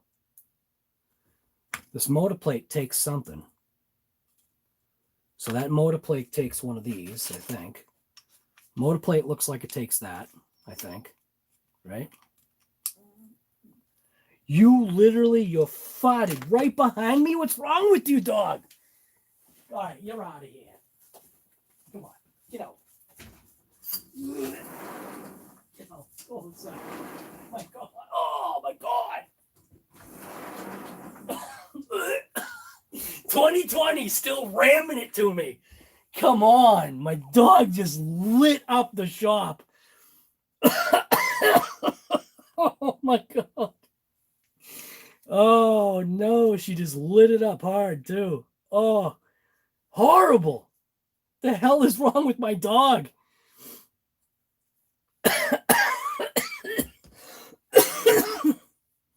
All right. So obviously, look at how I've got stuff pretty together here. I even got the TRAXXAS pinion. The only thing, I don't know if those pins are here. Oh, the pins are here? I think both pins here?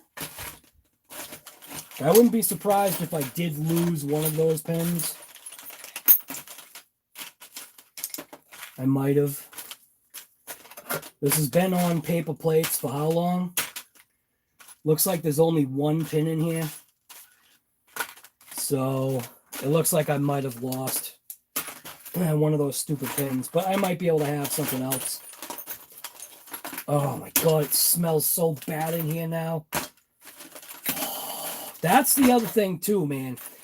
Having an English Mastiff, oh, you realize how stinky they can be. And when she lets one loose, man, it will clear a room. I could taste it in the back of my throat right now. That's so nasty. Hate it when she does that. I can't believe I lost the stupid pin. Because this pin is probably TRAXXAS specific. Damn it. But maybe it won't matter because I don't think I'm going to be using that back. I don't think I'm going to be using this. At least I don't think I need to. I'm guessing that front should be just good enough. Maybe just silicone something in or something. But these screws are definitely too long. So I gotta find something a little bit shorter. Of course, these are M3s. Or M4, whatever the heck they are, M4s.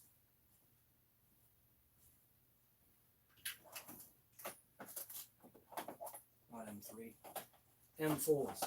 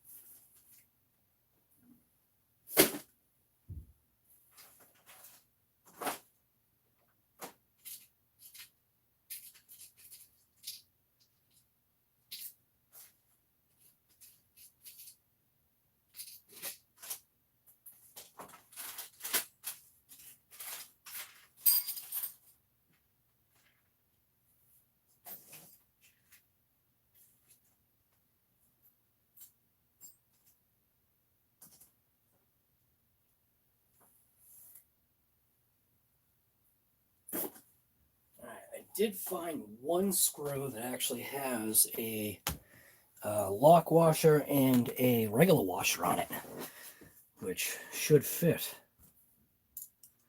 but it's just a different size.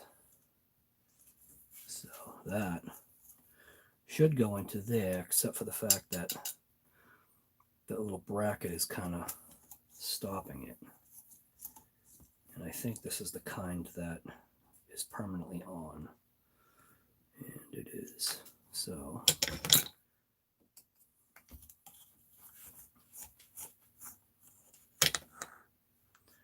this will be that kind that I think I can slip maybe that way. Or I'll just have to notch it out.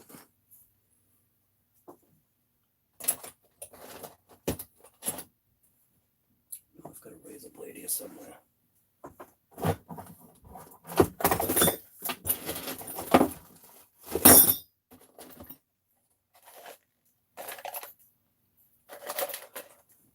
All right.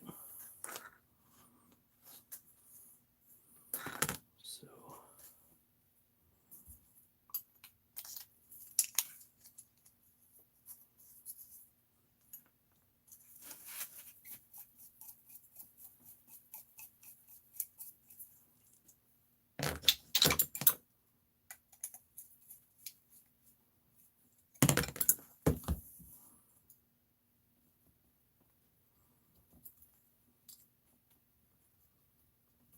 that's actually not going to want to cut because of the type of material it is. Son of a gun.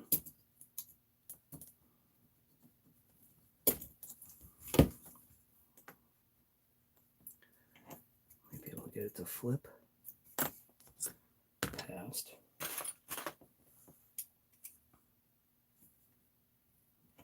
Yeah. Because of the type of material it is, it's not going to bend.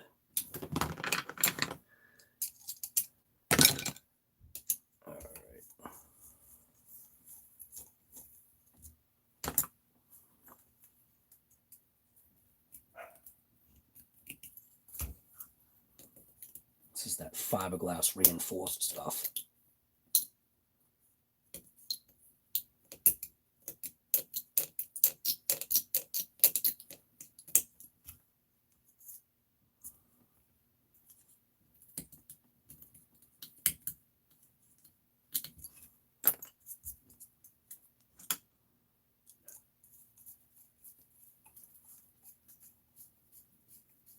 Perfect. Kind of. It's almost past it.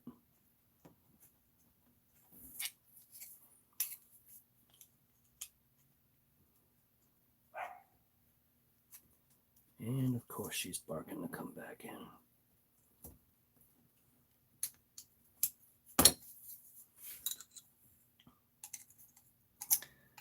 wonder if that's going to be in the way though. That's a good question. Is that in the way? Might be in the way.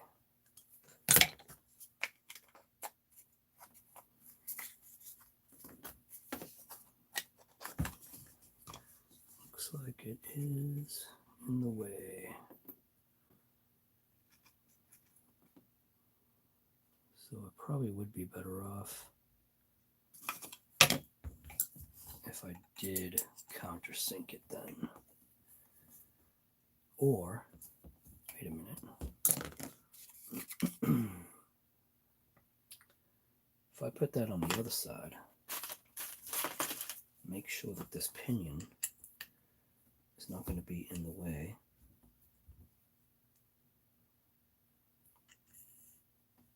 Pinion's fine.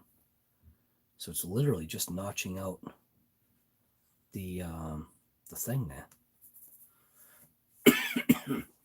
What I should do is check and see if it's even going to fit.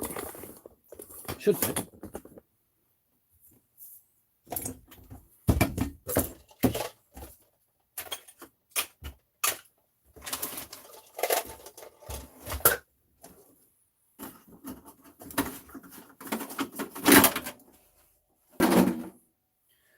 Oh, yeah, check that out. See, this is why This is why I need the RPM front. That's what happened to my bearing that I thought was fine.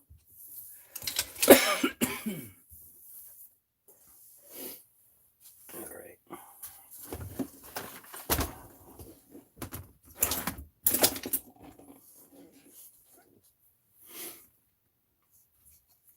So this is going to go in there like that.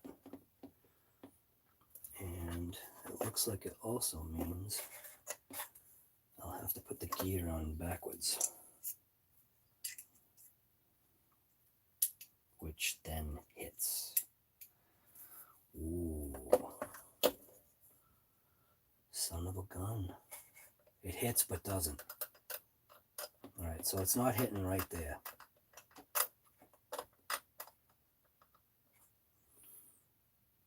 So it's actually not going to hit. But that is stinking close, though. See what I'm saying? That's what's nice about the zoom feature. Where is it? Right there.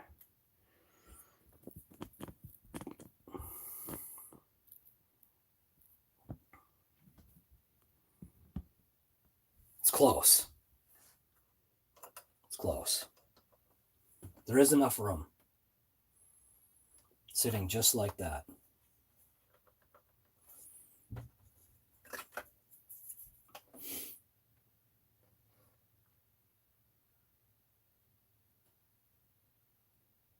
Kind of a bummer that I can't have that back plate on there. Kind of like just as even like a crash support. Maybe I can just have it in there kind of as just like a buffer. Do you know what I mean? Have it in there just kind of like a buffer. It just needs to sit down though. A little bit. And I can still mount this in there maybe. Mount it in there like that.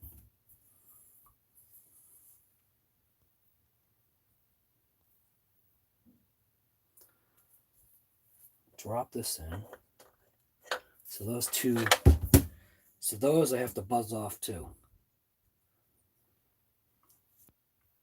Because I really don't trust this setup as survivable.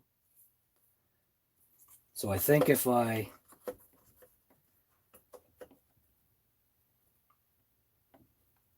I think if I put that in, at least on the back side, it'll give it a little bit of a cradle. And I also think that is that screw touching that too? Well, it's not even allowing to go down. Son of a gun. So I should have to, I do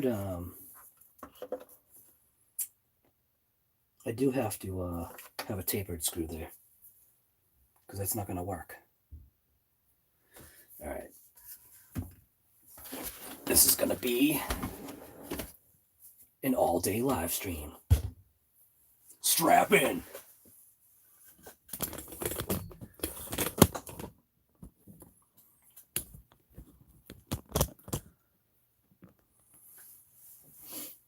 All right. So I do need to have that other countersunk one going in there. That's a definite.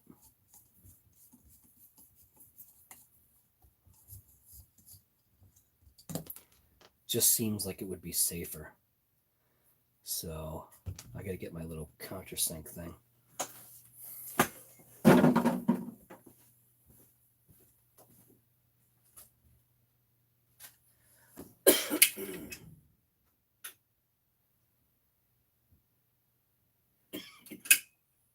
Which I thought was in my box. It's not in my box.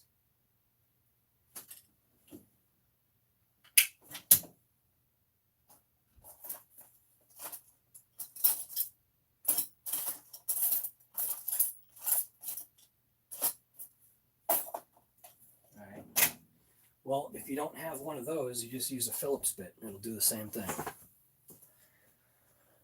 So, this off of here.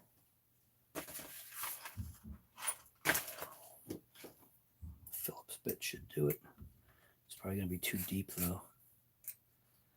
I wish I had that countersink thing. That's going to be too deep. I might countersink it. I might countersink it just a little.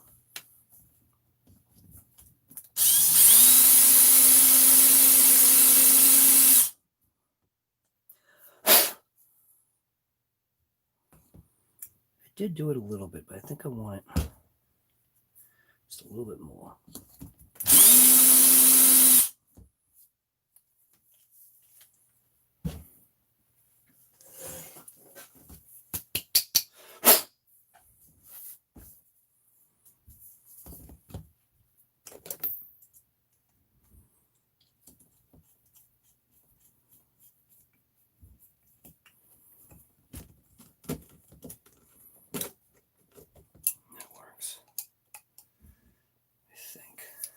Might not be enough. Might actually have to take the time to find the countersink.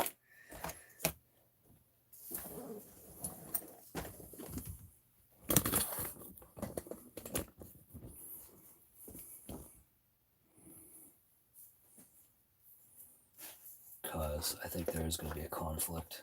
Yeah, it's a little bit of a conflict there. But looks like it's out of the way. Never mind. There is no conflict. Looks like that fits.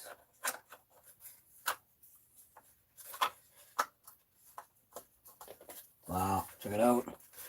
Fits.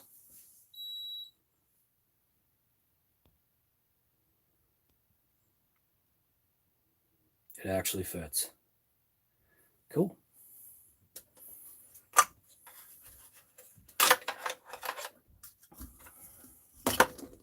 Happy with that.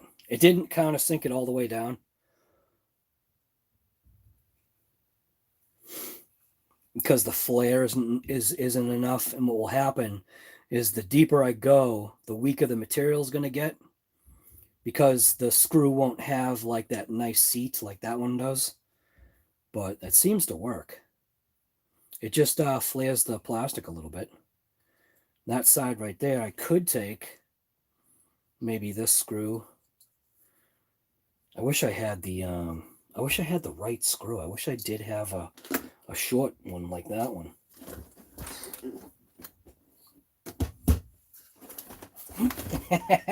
Today we build the new ARRMA XMAXX. The true king of taking down the XMAXX. Just throw some ARRMA parts at it. All right. Here's the earrings, by the way.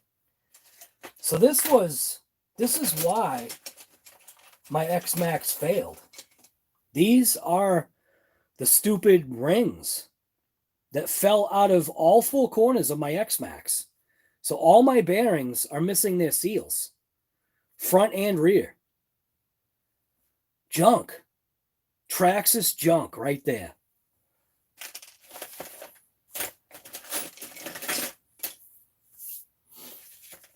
Look at the difference. Look at the difference. Puny little seal compared to RPM's massive beast. All right, I'm all right with this. I just don't like the fact that the back half, because this is all plastic supported, that's the only thing I'm not liking. I will have to bump off these. I will have to bump off those ends to get it so that it seats flat. And then what I'll do is I'll take like I might take like silicone or something and just create like a blob for the bottom of the motor to just kind of like lay in. Maybe. The only thing about that too, though. See how that plastic's not a 90 degree? It's actually not a 90. And I think what this thing does is I think it actually relies on the back half to keep that gap. And then once you screw it down, maybe it aligns or something. It's kind of a bummer.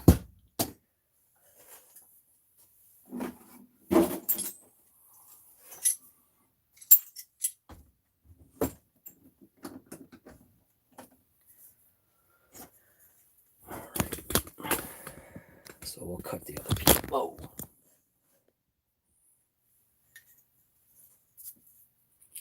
Let's cut the other piece off.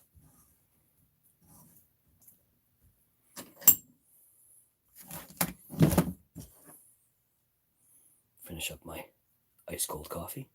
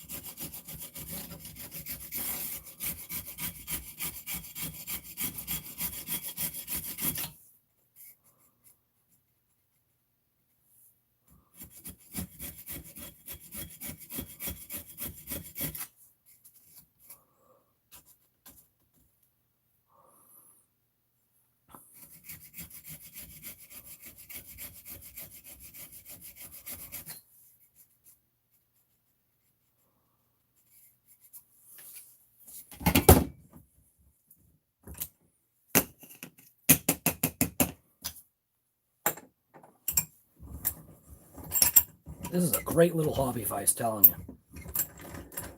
20 bucks. Harbor Freight. If you're doing hobby junk, get this. I've even used this in my regular garage, working on cars. Oh, because it's so easy just to bring it around. All right. So this one, I think it's just going to literally just kind of like be mounted in there. And like I said, maybe I'll put like, I might even put like a piece of rubber or something maybe around that, on that bottom. Something just to give the motor that little bit of support.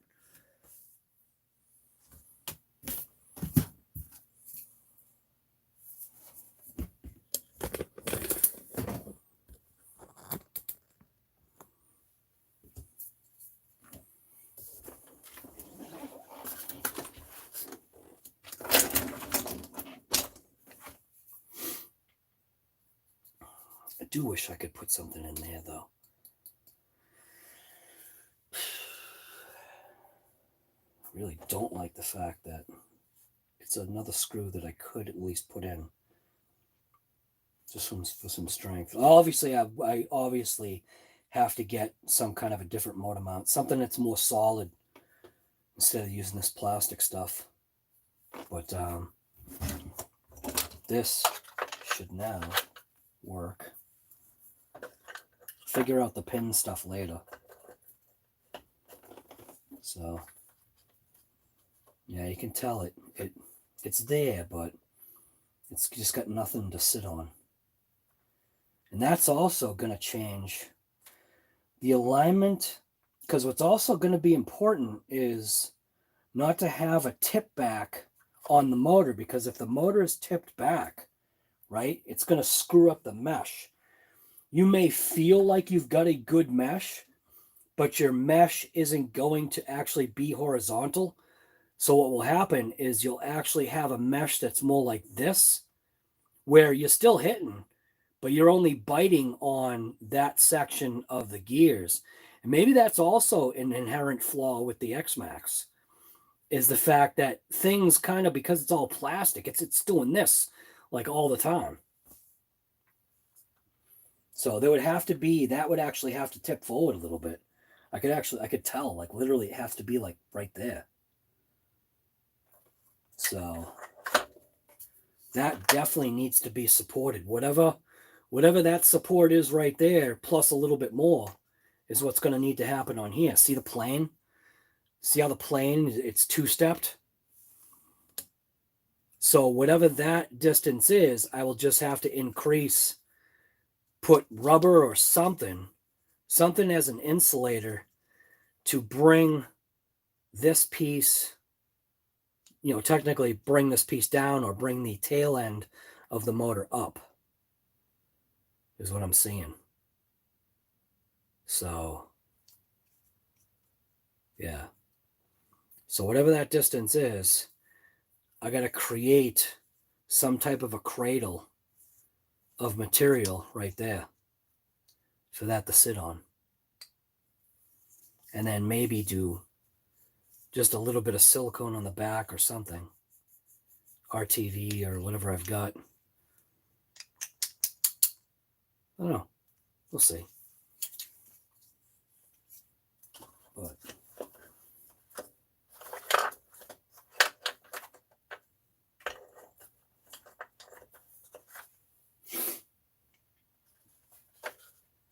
yeah, whatever it is, man. It's going to have to be attached, definitely attached to the motor. So it looks like we're sliding fine. I think I'm going to drive those, I'm going to drive these little motor screws. So that's what I think these long things are. Is that that? Nope. So it is these. So these are the ones that are for the bottom. So what I'm going to do is I'm just going to kind of toss the motor in here right now, obviously without pins. And I want to see if screwing that down, is that going to tip it forward enough? It doesn't, though. I can already tell. Definitely doesn't. Look at all that slop.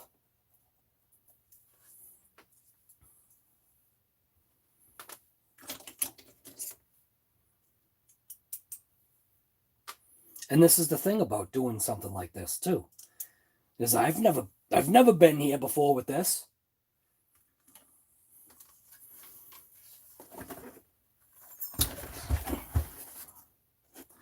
So where are we? Right there. So the only reason why I'm doing this is I just want to see how much slop there is on that back bracket. So I'm going to just install this. Not even like where it should be mesh-wise. God, that's weak. That seems like such a weak setup right there.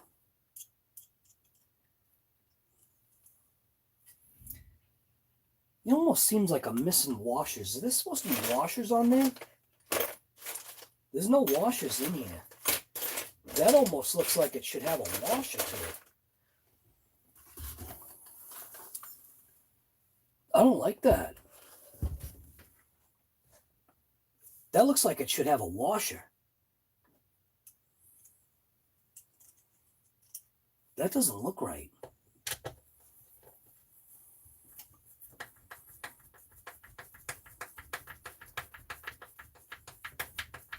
That should have a washer on it.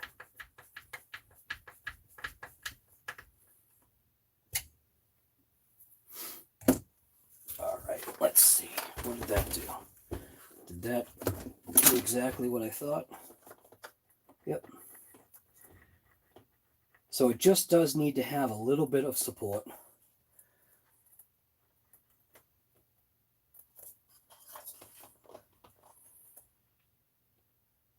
You know what's crazy? What I'm looking at right now that I'm also not liking? The gear mesh actually isn't going to be this way. I can literally see it with my eyes. I'm going to see if I can set the camera up to show you. Even if I tip this motor up, this thing's out of the way here. Look at that. So even if I tip this up, that motor shaft is not even aligned. And that's why the pins are there, front and rear, isn't it?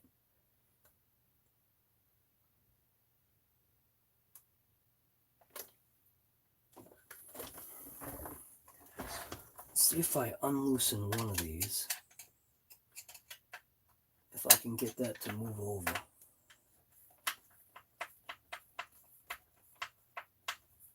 It did move. But then it moved right back. It needs washes, I think. That moved. So that moved it. Boy, that's also something to keep in mind, huh? That's why those stinking pins are there. To keep that motor also aligned this way. Because now it looks like it's more lined up with the gear mesh. So I'm going to throw the camera right over the top looking down. And I'm going to focus in on it. Probably the best that I can. Not focusing, you know what I mean. All right. So right there. I'm going to turn the motor, hopefully. So what you should be able to see is the alignment. See how it's misaligned? See how the shaft, come on. It's very slight, right? That actually, yeah, you can, I think it's still there though. I'm trying to, people are chatting, so I can't get the, I got to move the thing out of the way of the chat. Trying to do is, see, right there. See what I'm saying? See right there? See the gap? And that's zoomed in as far as I can go, right? But when you look at the center of the screen, when I take this spur and start to reveal the light,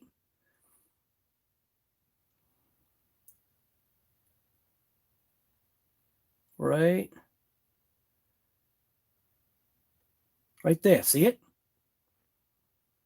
So watch when I grab the tail of the motor.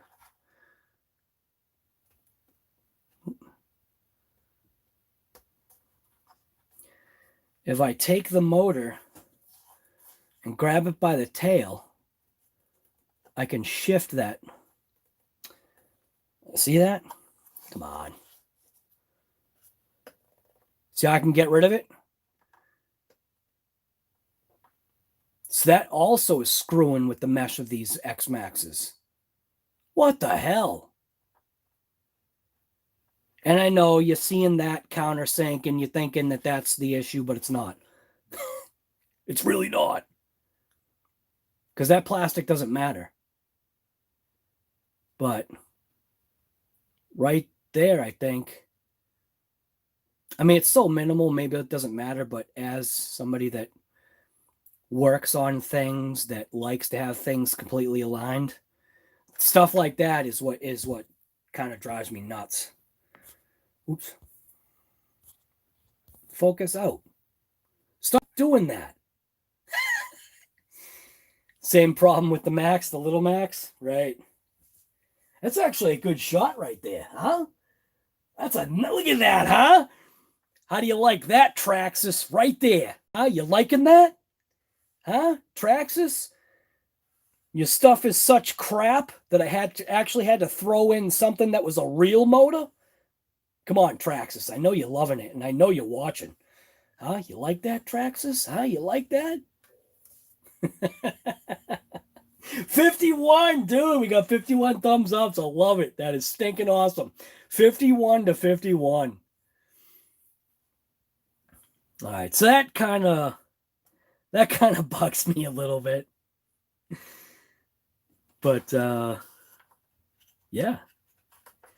So I think what I need to do is I do need to somehow I have to not let all this stuff bother me, because then I'll never run this thing.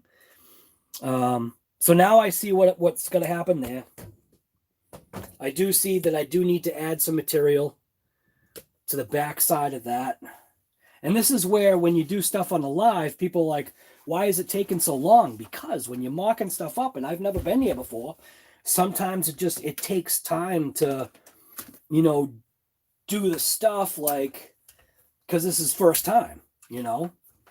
It's not me being slow in the head. It's just literally, I like to try and get things done right the first time.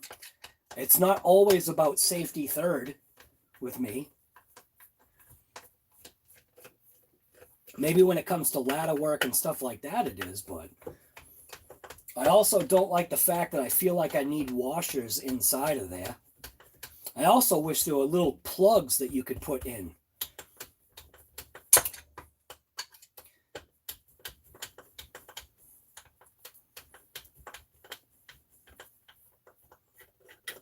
There we go.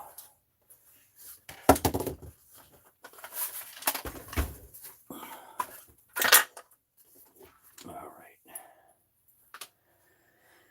So at least I figured that out. So now what I want to do is I want to flat align this. So I do want to put something that just lays down in this bottom section right here. And unfortunately, it will have to be something that is an insulator, but it should be all right. It's only going to be in a small little section. But I have this rubber stuff that I think is going to work. So I think that'll work. Unfortunately, though, I got to find it. And I can't keep walking around with these glasses on because they're going to kill me.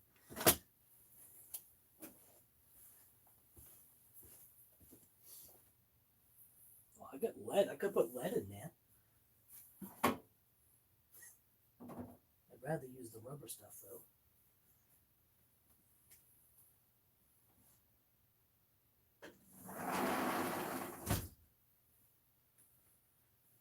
All right, I'll be back.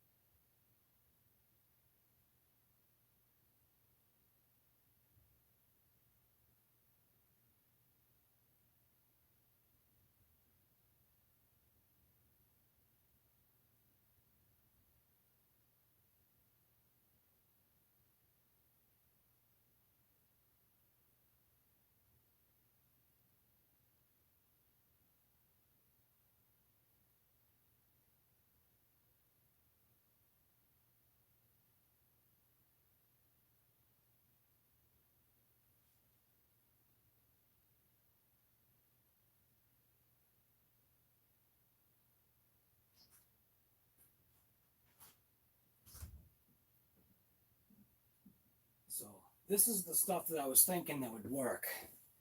This is what I use for drawer liners. This is what I use for drawer liners for my toolboxes. This is actually rubberized roofing.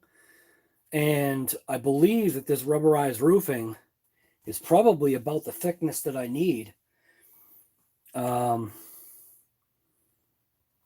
do this. Literally feel like this rubberized roofing is almost exact.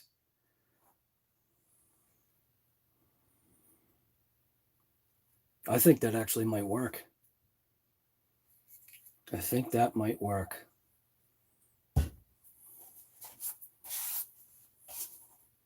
So just going to get a pair of scissors here. I know I've got a bigger pair of scissors so I can cut a good section of this stuff just as a support right there. And maybe a little bit of a support on that backside if I cut this right. So, don't know where my scissors are though. I don't think they're over here. I got those things. Those things are toys.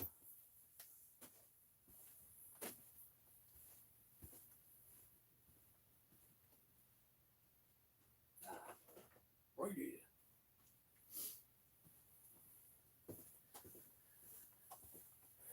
So as far as like drawer liners go for your toolboxes, this is the best stuff to use. Unfortunately, I can't find the big roll that I had.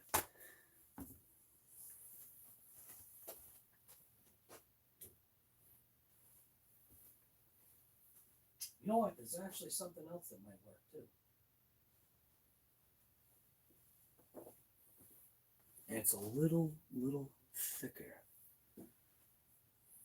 Where is it?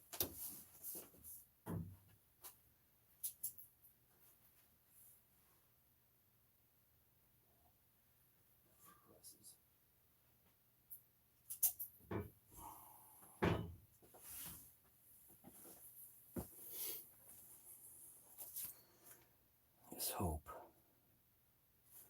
Because I'll have to double it up.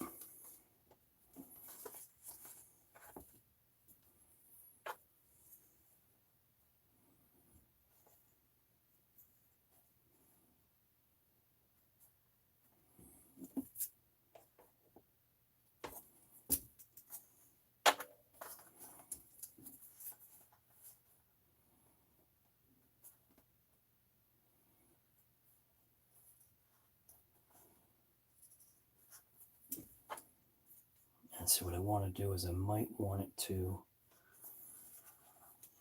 I don't know if I want it to wrap and cradle that backside a little bit.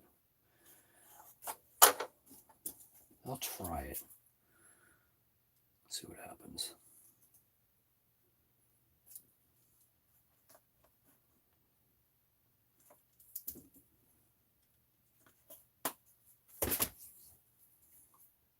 So if I put it in like this, that might actually just slightly cradle that back side of the motor a little bit, making things tight. That actually looks like the plane I want right there. See, that looks like that's on plan now. Right there. I think that's a win. I think that is a win right there. Oh, drop it in.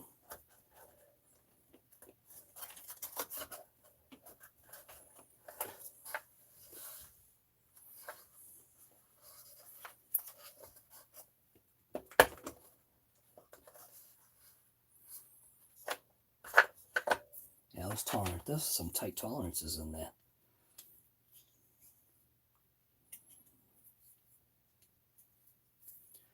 I think that's going to work though. I can just get that to squeeze in there. Forget using, well, the only thing about those stupid pins though. I might just throw that pin in there just in case. So I don't even remember, like, because I've obviously never used this pin system here. So I think that's a 50, right? Because I bought the 46. And the pinion is a what? What is the stock pinion here? Can't read it. 18? Is that what that? All right, so 18. So that means the pin is supposed to go where? Can't even see it. Hate glasses. All right. But they do help you see, though. All right, so 18 is in position G. 18 looks like that. Yeah, that's a G. All right, so 18 goes into G. So I'll just put that in G. It's kind of a shame I don't have the other one. Wonder if I could find it real quick. Come on.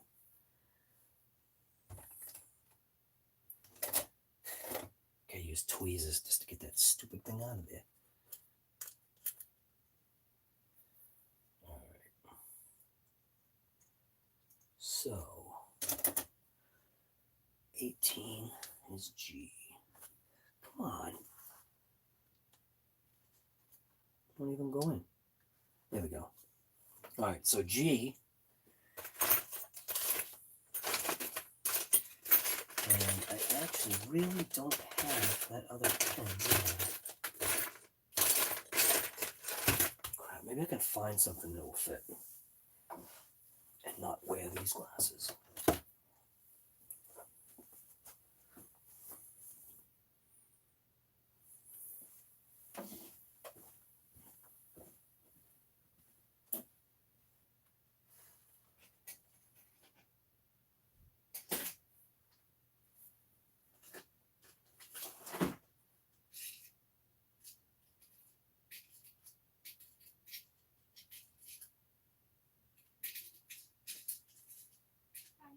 Let's see.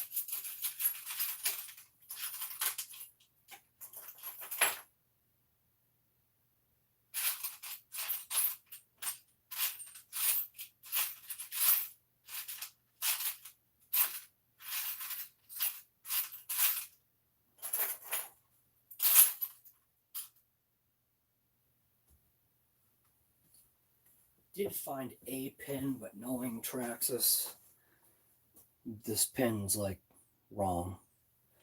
So stick that in G. Looks like it fits. Looks like it's all right.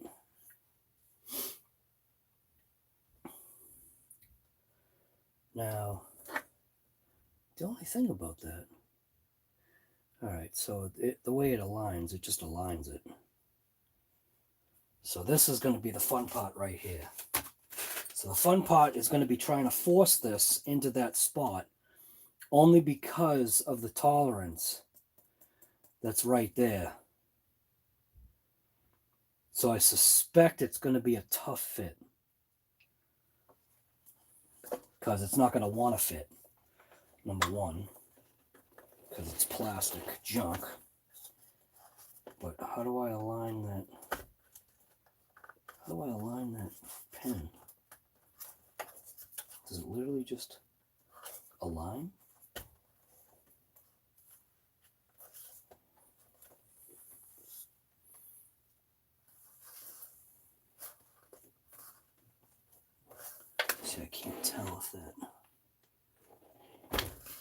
tell something. Oh, that actually might be there. Wow, if that dropped in. And that motor actually does look mint right now. Looks mint this way, like being level inside the chassis. Doing that little spacer like that. That, I think, worked. All right, so now just get the pinion on there just to see, mesh-wise, if it's even right. Feels wrong. Nah, it feels wrong.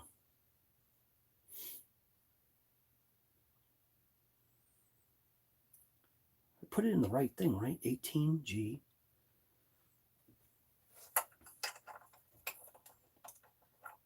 That is not lining up. All right, what's going on here?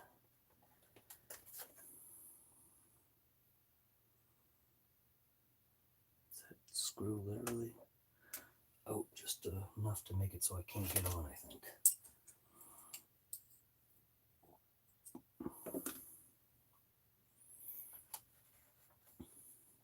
Let's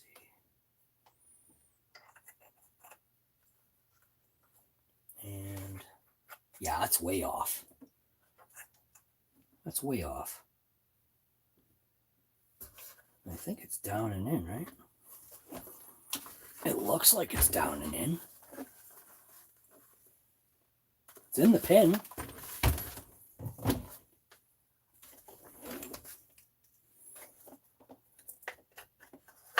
Maybe it's not supposed to be. Maybe it's not G. Maybe it's.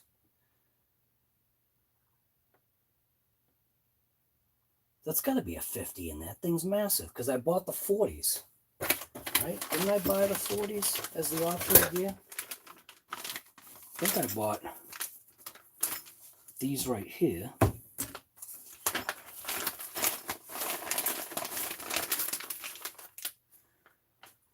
These are those techno gears. No, they're not technical.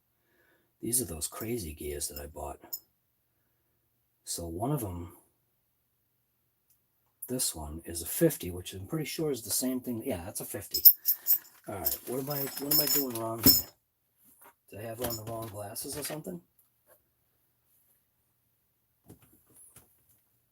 18. Oh, wait a minute. I'm reading something. Am I reading something wrong?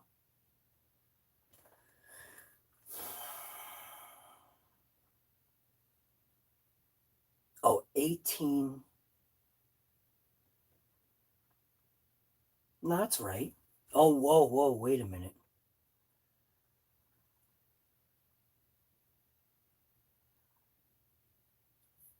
Maybe it's supposed to be. Oh, it's supposed to be an I. I think it's supposed to be an I. That's why. All right.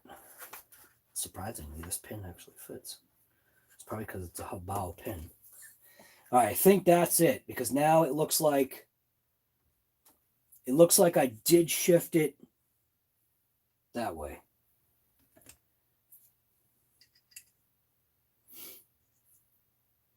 I don't know. Maybe I should just throw it in without the other side there. See what happens. Okay. So it looks like. So that's definitely into the pin. So maybe that was the problem. Maybe I just had it in the wrong thing. And that was it. All right. So it's supposed to be an I, not G. Because I is 1854, because this is a 54. So what I got is I got a 50 and I got a 46. That's why. So what's in there is a 54. Should I change that out though?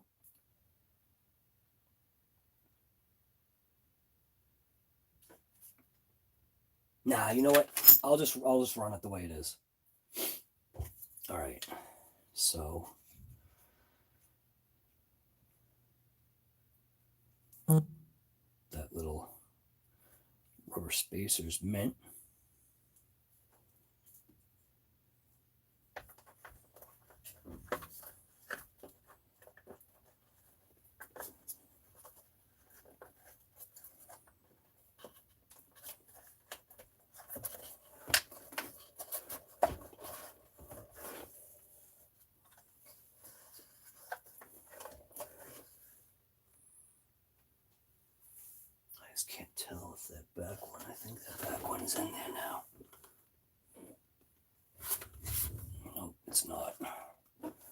That's a little off.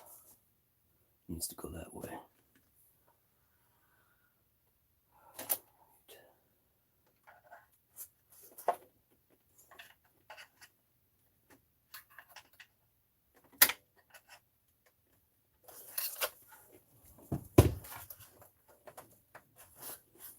Did better aligning it the first time.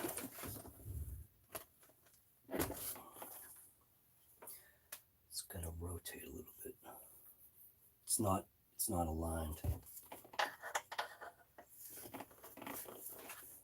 Ah, dang it. Well, it's in its spot, I think.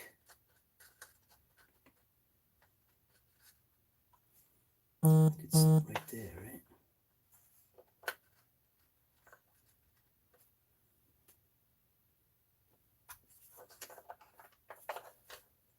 Oh, dummy. Look at that. There we go. Again, not paying attention. Never using this alignment crap before. Now we've got it. Now it's going to drop in. Guaranteed.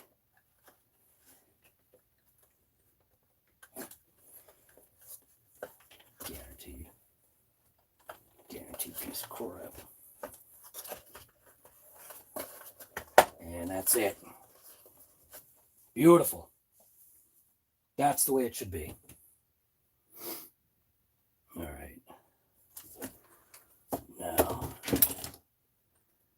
here's the motor screws.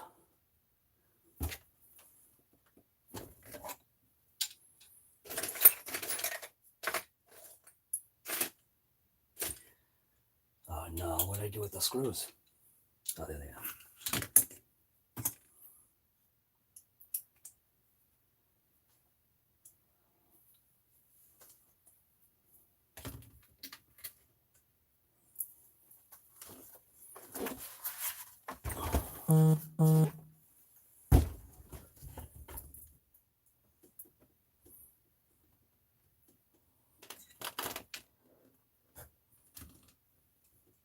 This is the fun. Right here. Come on, get on there. I still think this needs stinking washers, though.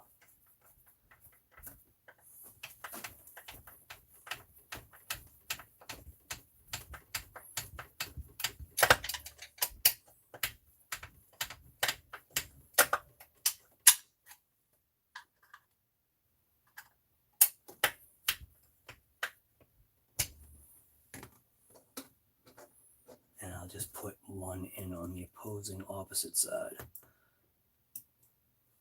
Looks like trash bag is gonna live.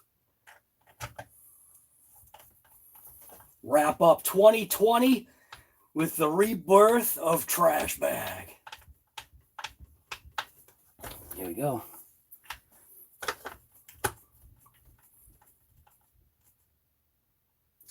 Man, I just don't like that. It feels... That's what the thing about all this plastic crap is, that you feel like you're going to over tighten things and ruin it.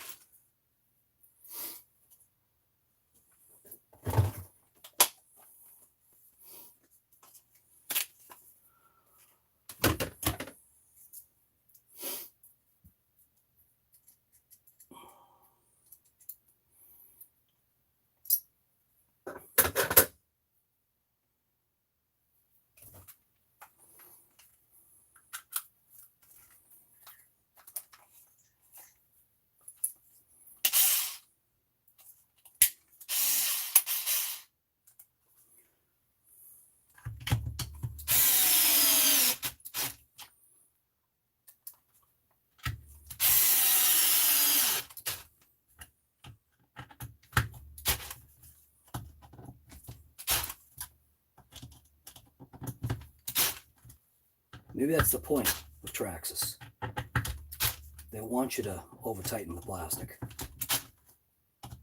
All right, motor's in. Success. Motor is in.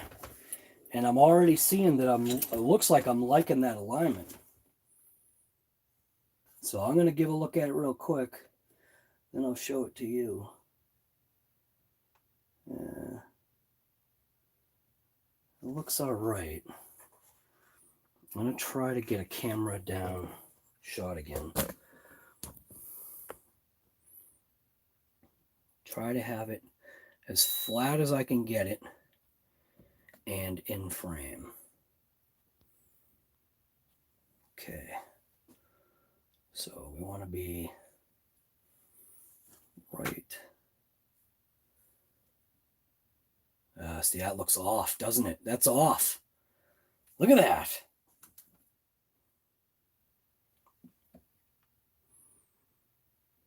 Look at what the camera sees that my eyes don't. Look how off that is.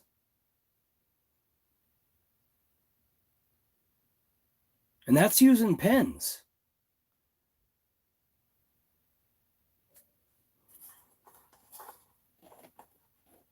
Boy, I can flex that plastic.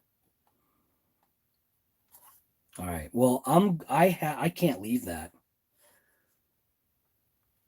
There's no stinking way I would ever leave that. Look at that. Look at that misalignment. All right. So that means I got to shift the tail of the motor that way. That's junk.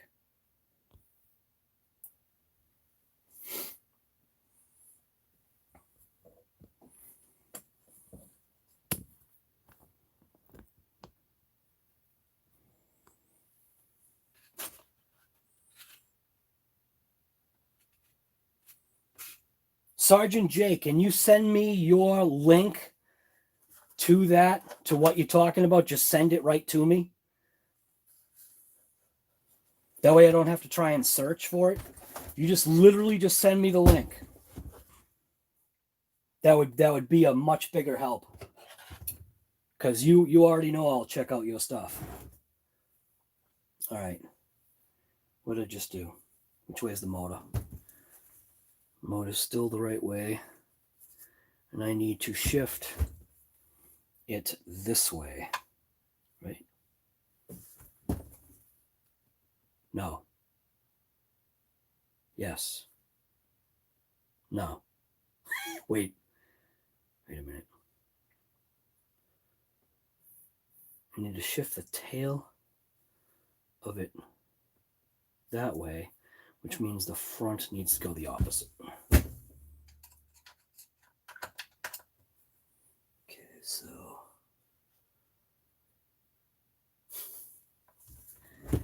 boy, I'm losing my mind here. There we go. All right. So I should be able to feel this move. Wherever it is, there it is. Is that it? Where's the shaft?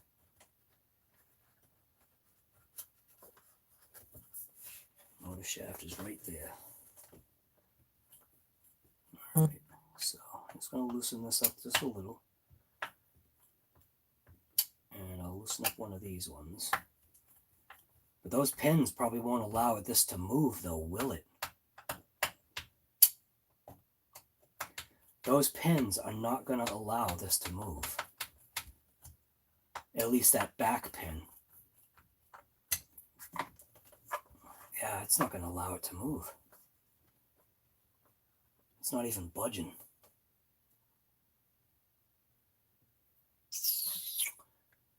So that is a flaw with this design.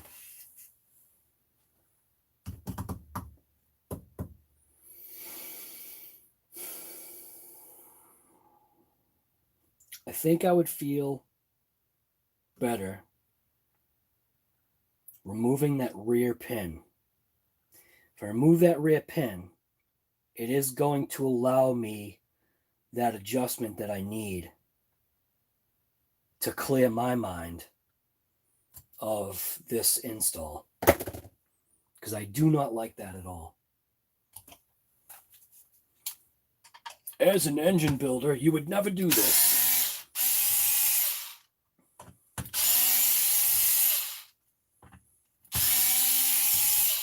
this is where the threads on the plastic end up going to crap, because it's the constant in and out of all these things.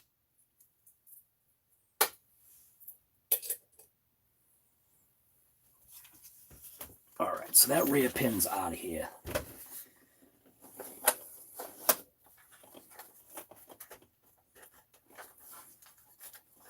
So we'll get rid of that rear pin. Forget that. It'll allow me to have a pivot on the front of the motor, which is what I would rather have.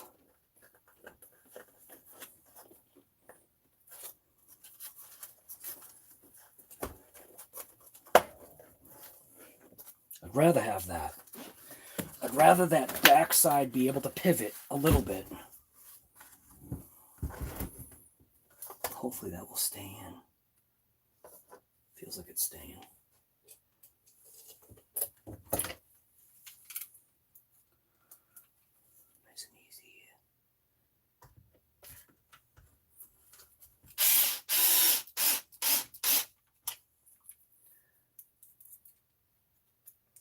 So I want that back to be able to pivot.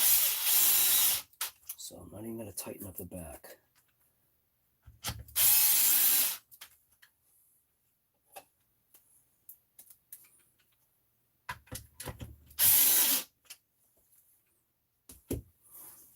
Check the alignment.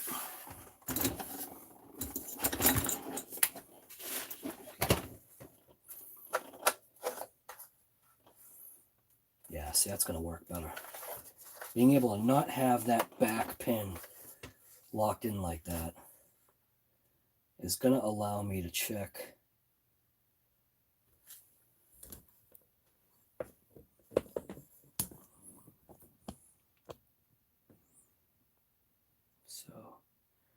get you right over the top. Try and square it up here. Zoom in on it. Oops.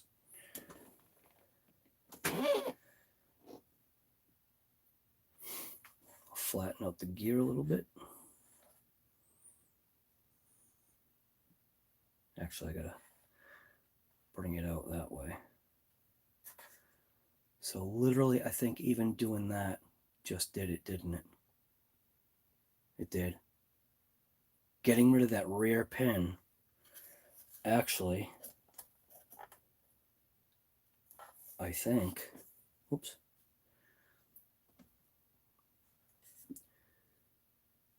Getting rid of that rear pin made it so the mesh. How does that work? You know what I mean?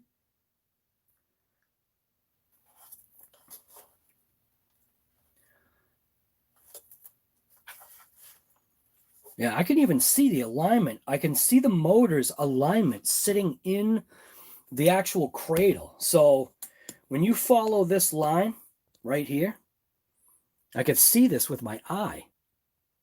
When you follow this line with the motor on this right-hand side, front to back, you can visually see. You can visually see, if I can get this right, that between there and there is a tighter gap than it is up here, which is why once I move that over just the slightest bit more, once I shift that way, that's going to align the gear mesh. So I'm good. Happy now.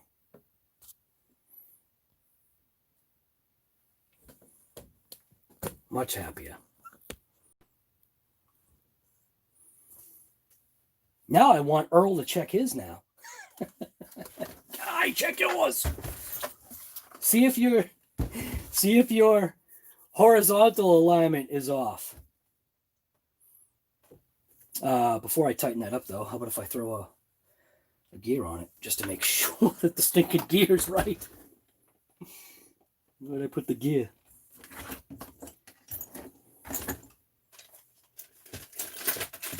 Where did I put the gear? Hey, come on. You kidding me?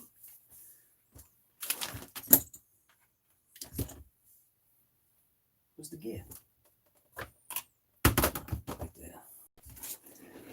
All right.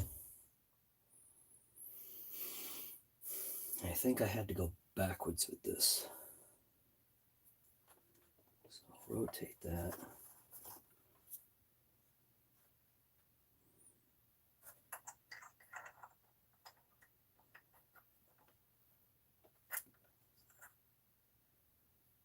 I should throw some thread lock on there, shouldn't I? Yep. I'll do it right.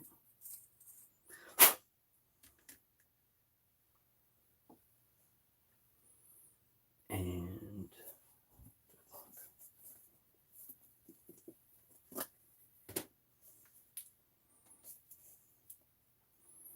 so I wasted that time and I didn't even need to. Whoa.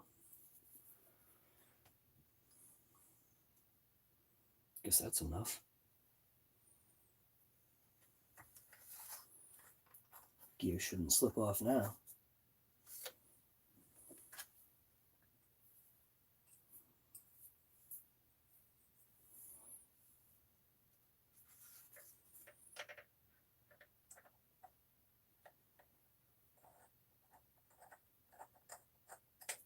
Oh, almost lost it. Gotta get the coffee shakes big time right now. I need more coffee. I need more coffee.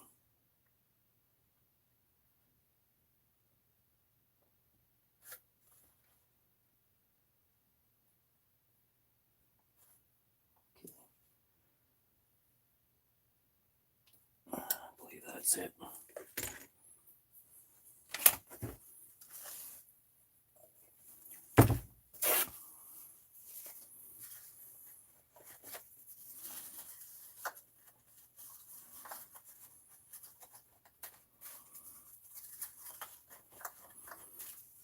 Just put the thread lock on the gears. Maybe it would help soften the mesh. That seems good. But I am going to actually, I'm going to attempt to see if I can tighten that up a little bit by shifting that back over this way. So that means when I flip it over, it's got to go that way. And this is where you do it by hand. So get in on that motor. Just move that over. Just a tweak. Yep, that was it. Literally, that was it. It moved.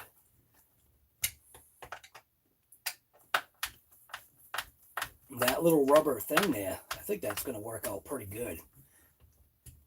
It's almost like an isolator too. Little spacer isolator thing.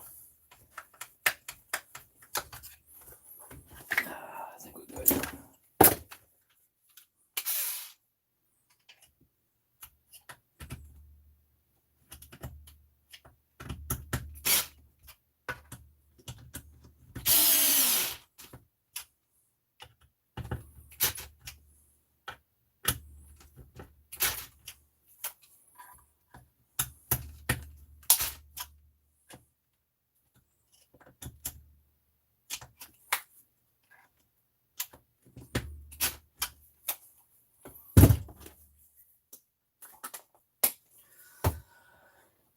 All right.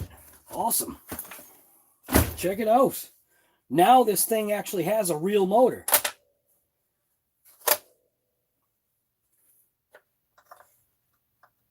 Ooh, that mesh actually tightened.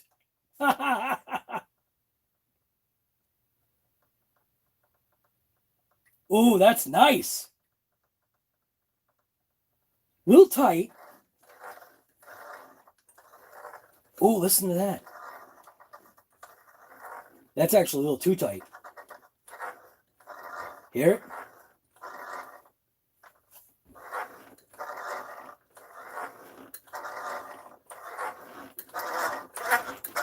Hear it? That's actually a little too tight. Oh, look at that. Wait a minute. Is the shaft on mine is bent too.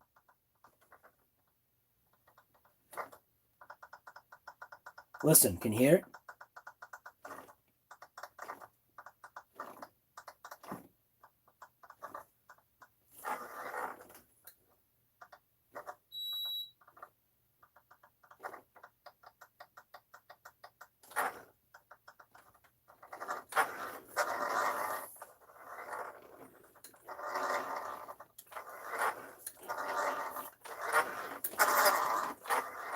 Hear it?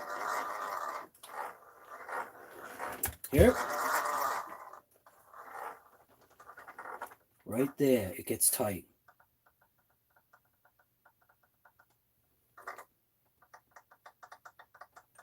Right? Look at that, right there. There's no mesh. I mean, no lash. Look at nothing right there. Nothing. Just on that one little spot. That's got to be it's got to be a factory TRAXXAS gear piece of crap. Because as soon as you punch it forward, look at that.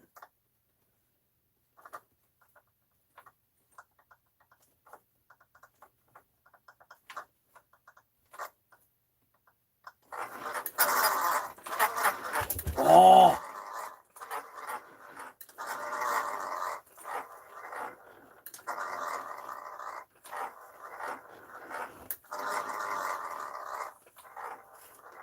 Well, you know what? I think I'm just going to let it wear itself in. I'm done. I'm going to let it wear itself in. I'm going to stay just like that. Perfect. Good to go. Could probably jack over that motor. Watch if I jack this over.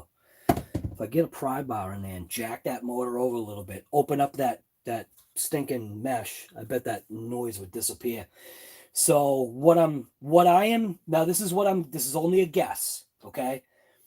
Based upon what my ears are hearing, this is my guess.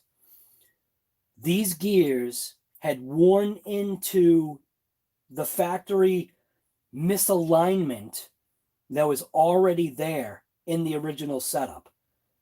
I'm just guessing.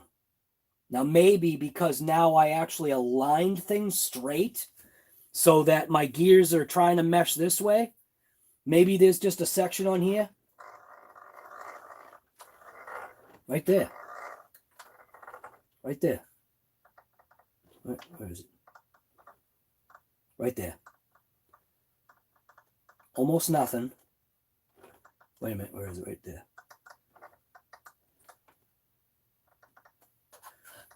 Yeah, whatever. I'm done. Perfect. All right. Steering. Now I need to drop in an ESC, which was going to be this bad boy right here.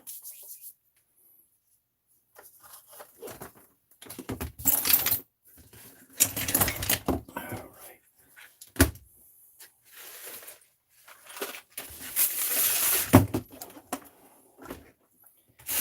ESC time. So definitely going to be better off having it motor wire swooping over this way. As far as that wire goes, switch might be able to stay that way. I'll take some of that cleaning stuff there. And look at how that thing just drops in like it was meant to be. It literally was meant to be in there. Yep. 100%. So the only thing I need to do is just make sure I feed my ESC wire thing here. This one, not the switch.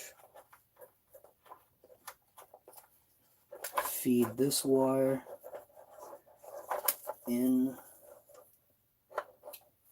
through, what side do I want to go? probably want to stay that side. So bring that over this way. Bring it in under. Right along that edge. Should be mint.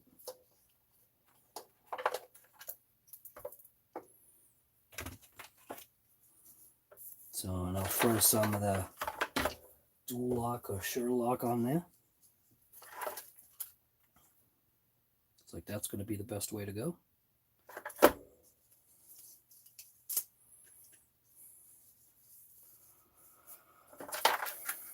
So we got one. So I want to go. I want to go this way.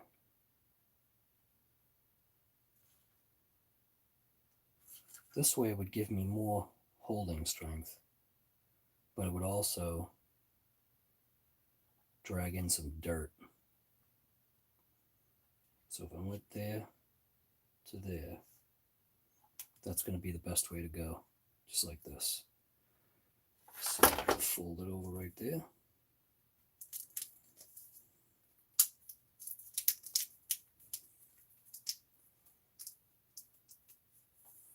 Get my scissors.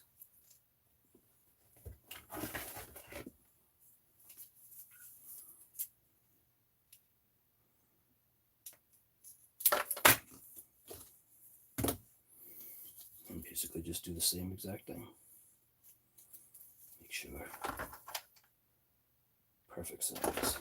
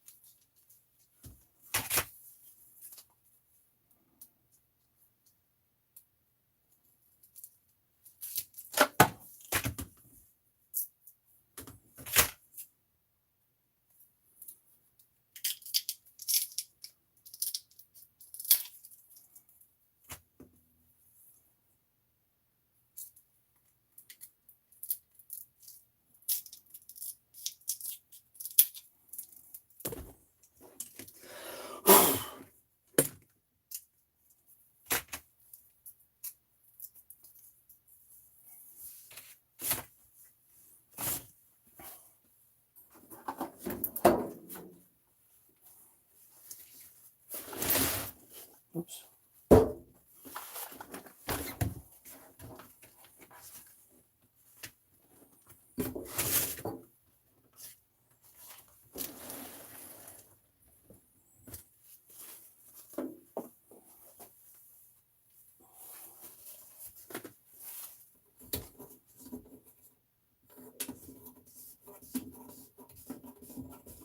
Make sure you wear gloves. Whenever you use any kind of solvents or any kind of anything.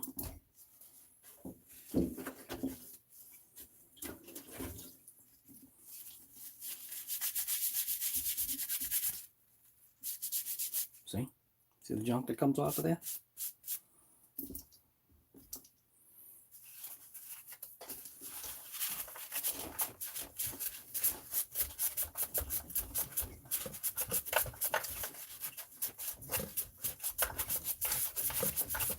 This will also find every open cut that you have, if you have any. So keep that in mind. If you're looking for a cut, make sure you use this stuff. It'll find it real quick. It'll let you know you got one somewhere.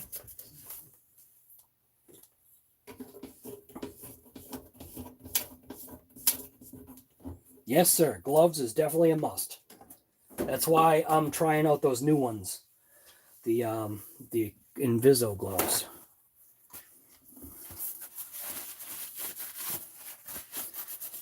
So I'm just going to kind of buff the bottom, make sure there's no residual junk on there.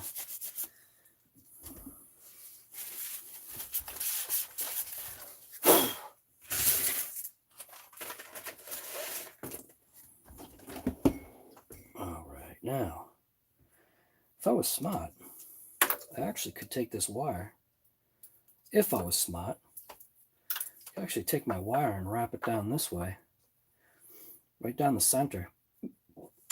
And then when I do the dual lock, guess what? It's not in the way. I think that's what I'm going to do. Yeah, that's what I'm going to do right here.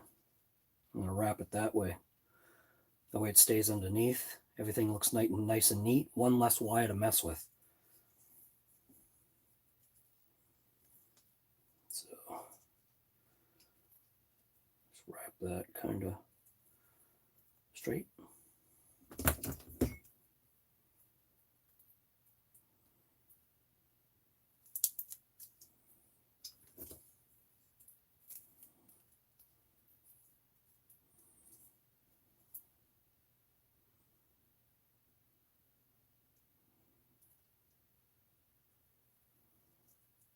I normally lightly set it down. This stuff grips so stinking hard. Even if you lightly set it down, you gotta be easy. I tried to literally, I don't know if you saw it, I just lightly just kind of placed it to make sure who was there, and it gorilla gripped it. Right there. Happy with that. And I can just run my wire right in there. I can take this one and put it right up against. Just like that. But I think I want to cut this first. So it looks like I've got to cut it right along the dual lock line. So just like this.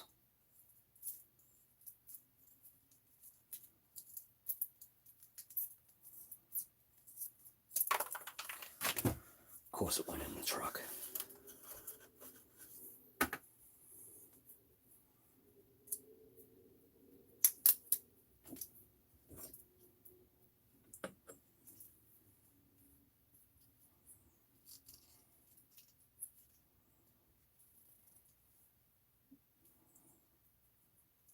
And I'm going to push it over. Once I get it into position, I'm just going to kind of give it just a little swedge over. Just so it keeps that wire in place. So just kind of place it in there. And what I should have done, like a dummy, you know what I can do? What I can do is I can actually reverse this. So if I pull that one off, I think if I put this one on, it'll actually wrap over the wire. Wow, huh? That works. There. Now the wire is literally cradled. So that works out pretty good. Now as long as I fit this in the right spot, it should be fine.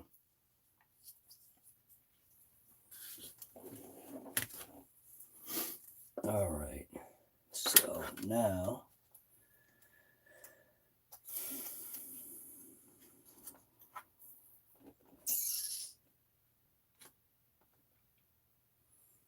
just want to make sure, because this is the important part right here. Because once this thing is in there, man,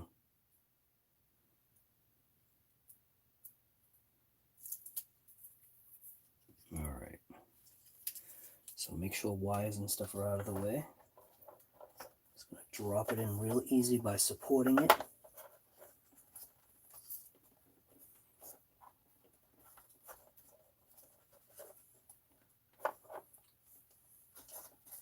So what I don't want it to do is I don't want it to contact when something's in the way. I want it to drop down nice and easy. You know what I should be checking? Before I stick this down, I need to check is this piece, because this is going to dictate where that gets dropped down. So if I didn't do that, right? So if I didn't at least place this on, even if it's just placed,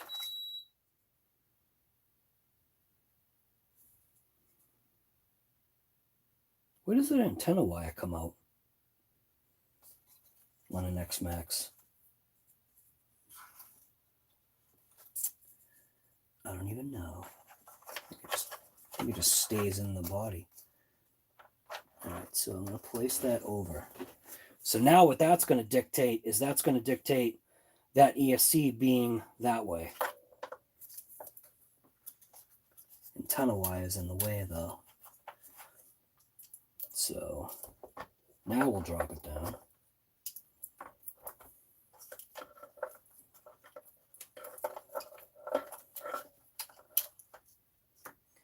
What it's also dictating is that center nub is in the way.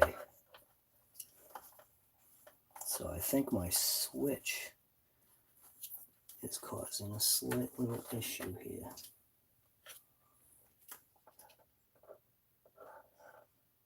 So this little center nub thing, whatever the hell that's for, is in the way. What the hell is this thing? What does that even hold? Motor wires. Does that hold motor wires? That holds some kind of wire. So what I need to do is I need to cut that out of the way. What the hell wire does that hold though? Is it motor wires?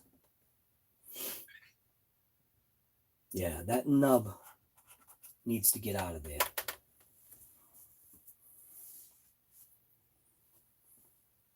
Oh, you can't even see the nub I'm talking about. That nub. Right there. And even I forgot it was zoomed in 100%. See that nub right there? That's got to go.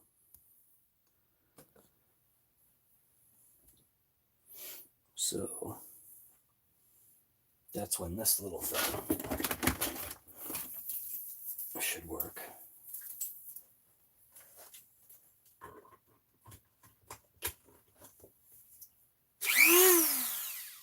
Watch your ears.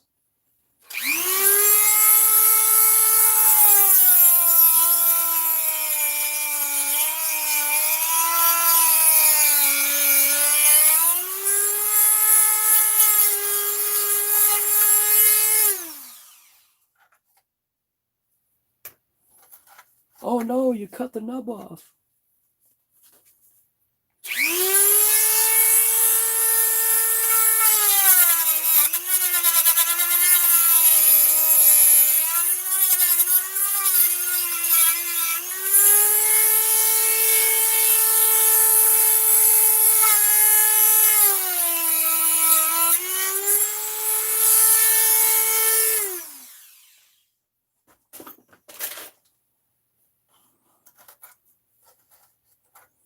Now, make sure there's no junk in there.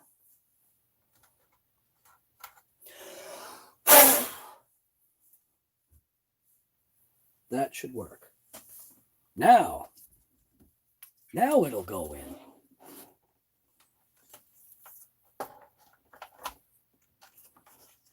Look at that, huh? So much more room now. Kinda, not. My switch is in the way. I just popped my switch off just for a second.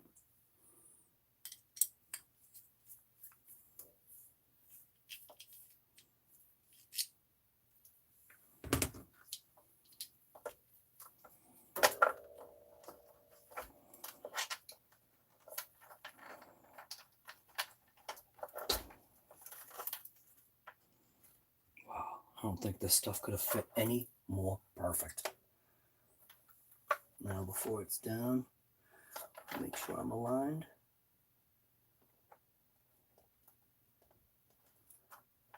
Oh, I see where the antenna goes.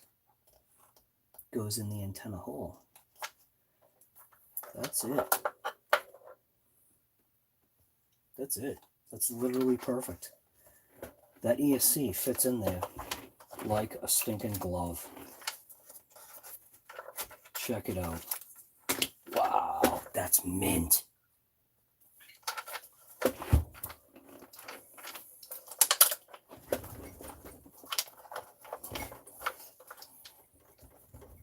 So I'm just going to apply some pressure on it. What was that? Oh, hey, check it out. That's where it went. Look at that.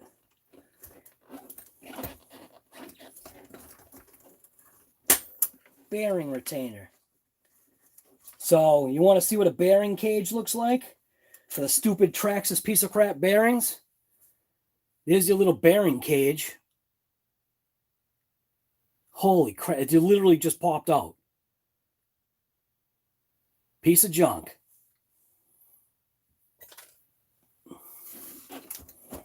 And that's why we're installing, I gotta leave that out now.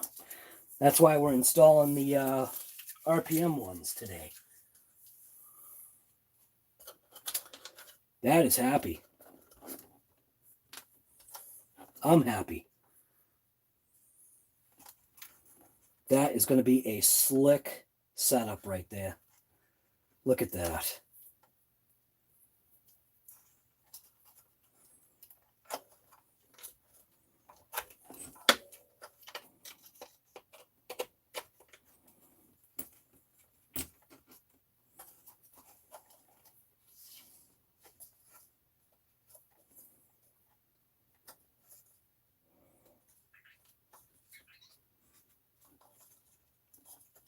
That's nice.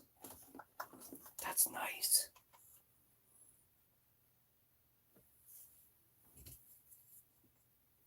That is awesome.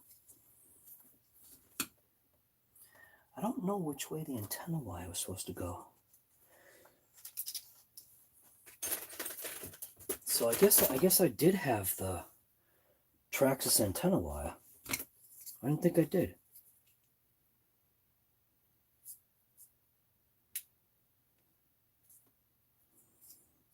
So obviously it gets stuffed in there now.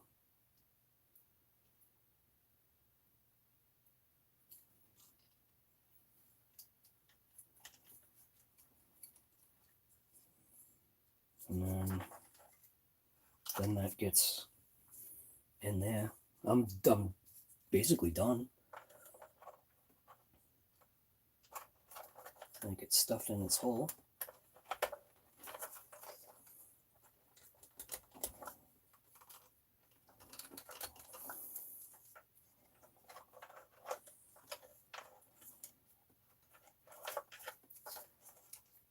The only thing though, man, it's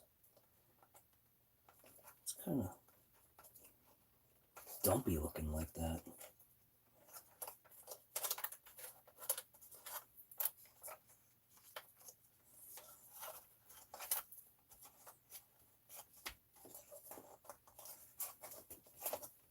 There we go. Thing of beauty right there. And obviously the wires are going to cross in nice. I'm getting happier by the second here. Even have an extra fan wire here. Even though if I was going to run a game changer on here though, that ain't gonna do anything for me. So guess that can just get stuffed down in there somewhere. Because I'm only running game changer fans if I run anything at all. So game changer. All right. So now just bam, drop the wires right in, put my switch in there.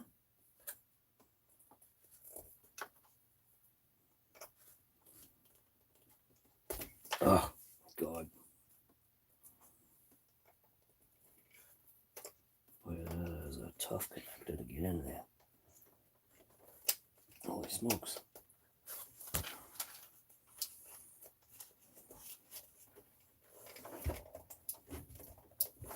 Wow.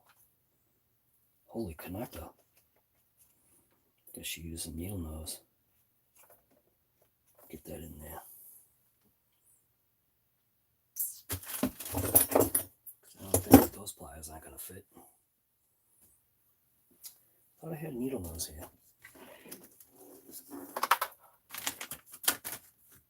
Had needle nose here yesterday. I thought I did. Where are they? Oh, right here.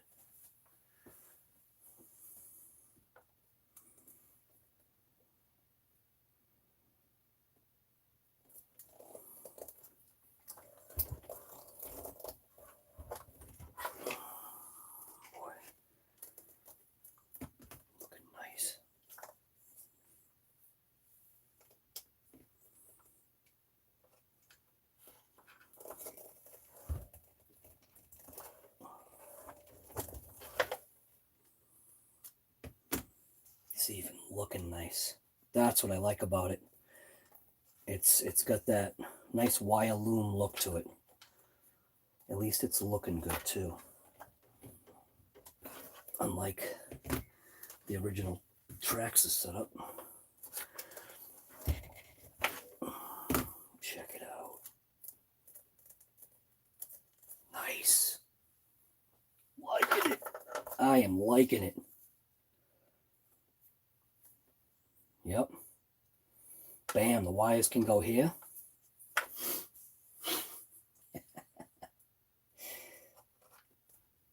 OCD.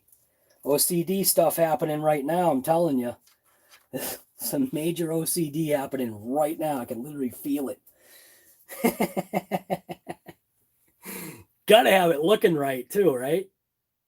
Gotta get the the wire separation. I gotta get my Moroso wire separator. I'll put my Moroso wire separator right in there. Keep these wires nice. Ah, this is looking sick. This is looking nice. All right, now. One of the things that I think I remember with this TRAXXAS thing though is, doesn't the receiver have two servo things? Two steering servos?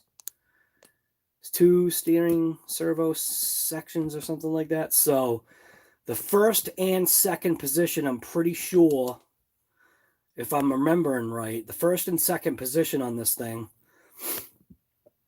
are steering. So, but I can't read it though. I think it is. I think first and second on this are steering. So that means this would need to go into the third. The negative wire, hopefully, is a negative wire. So I'm just going to install it and see what happens. No way. You know what I should have done, though? I should have... I should take this pinion off. That's honestly what I should do. I should take this pinion off so that I can do the setup. Oops. Because what I don't want to do is I don't want to have this thing take off on me if something is messed up.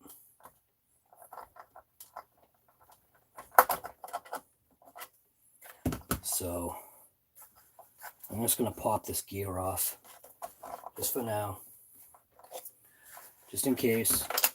Better safe than sorry. Look at that though. Thread lock got all in the shaft. Nice. Still zoomed into 1,000.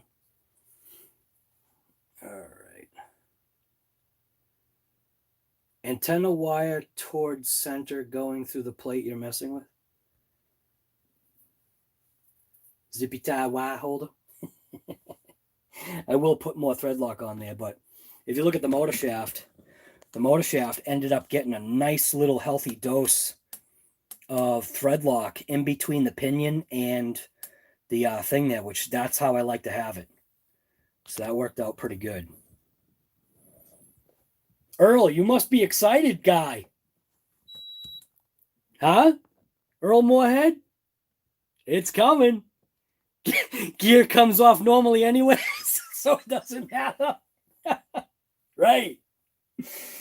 All right. All right. So I will have to figure out my switch. Not sure where I'm going to want that right now. But it would look cool having a couple of Moroso wire separators on there, right?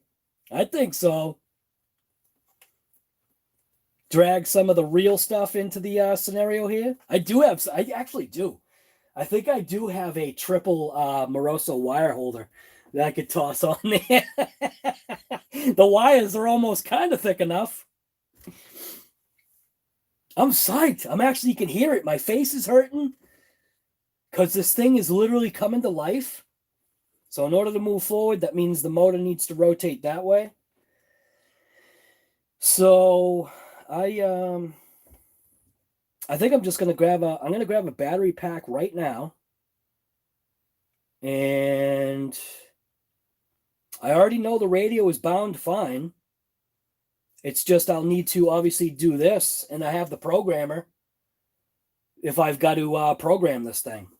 So, but I'm actually, I know you can't, well, you can't see the smile on my face, but right there, it's hurting right there and right there.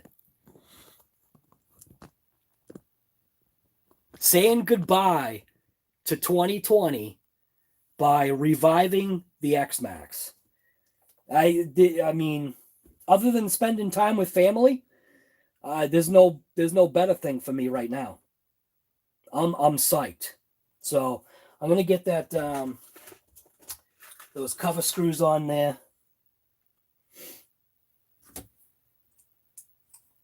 I think of these. I think they're these longer ones. Is that the right one? Yeah, look at that. Wow. What a memory.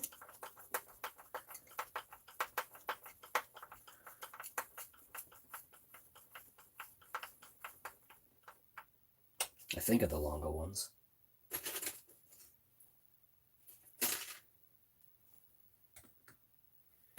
Because these ones look like they're probably maybe shorter ones. No. Wait a minute. Oh, those ones are longer ones too.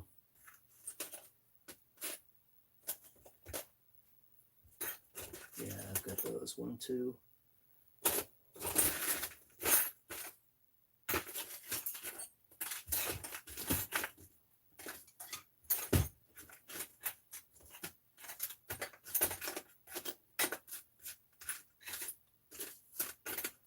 Oh crap, am I literally missing that screw too?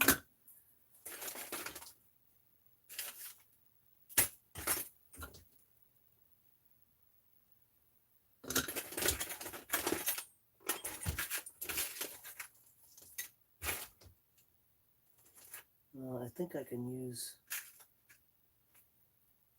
Well, you know what? Because the XMAXX is so awesome, I think I'll use the golden screws. I have golden screws that I can use for the XMAXX. I think the XMAXX deserved to go ahead and get some golden screws.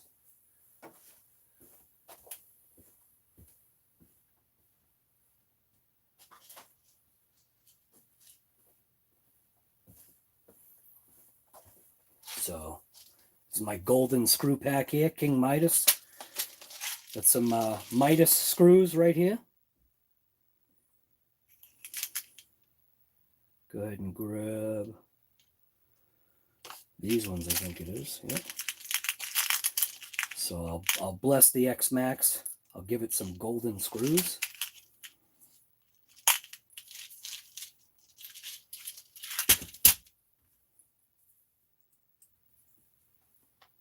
It's getting the golden screw job.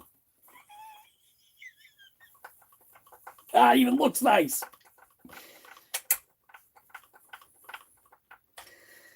The XMAXX is getting the old golden screw job.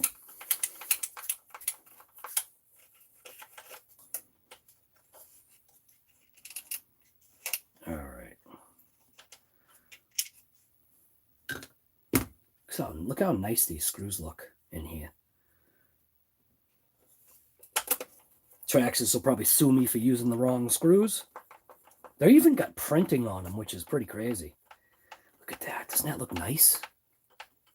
Come on. That like finishes off the look almost. Look at that. Look at the golden screws. Where is it? Right there. Doesn't that look nice right there? Golden screws.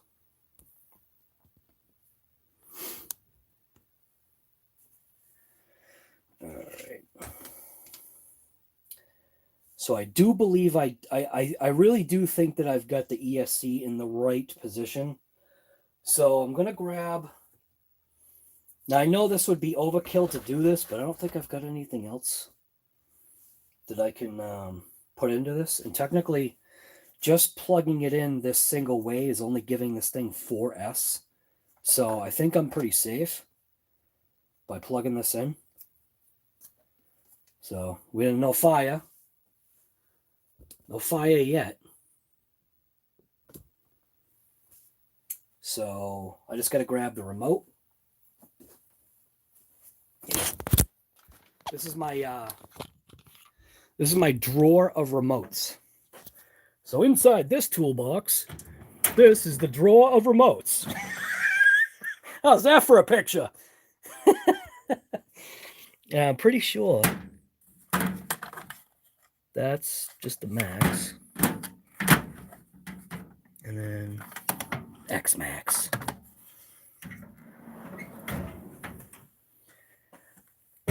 Why do I want to lift it off the bench, guy? Come on, green frog guy. You got no opinion. I wised up. I did have the opinion on there, so you're 100% right. But yeah, I wised up and made sure that I took the pinion off just in case. That way the thing's not gonna take off and like go through my wall into my boiler. Because literally that's my heating system is literally right there behind that wall. So looks like we got getting scared. I'm getting scared here. Got the remote. It's on. And I'm ready to hit that power switch. Just literally see what happens. I'm just going to hit the power switch just to see what happens. Oh, listen to that. Listen to that sound.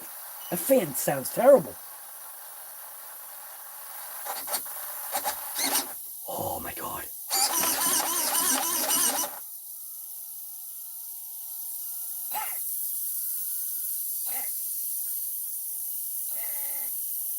And the motor is going in the wrong direction. That fan sounds terrible. Holy smokes. Why does it sound like that?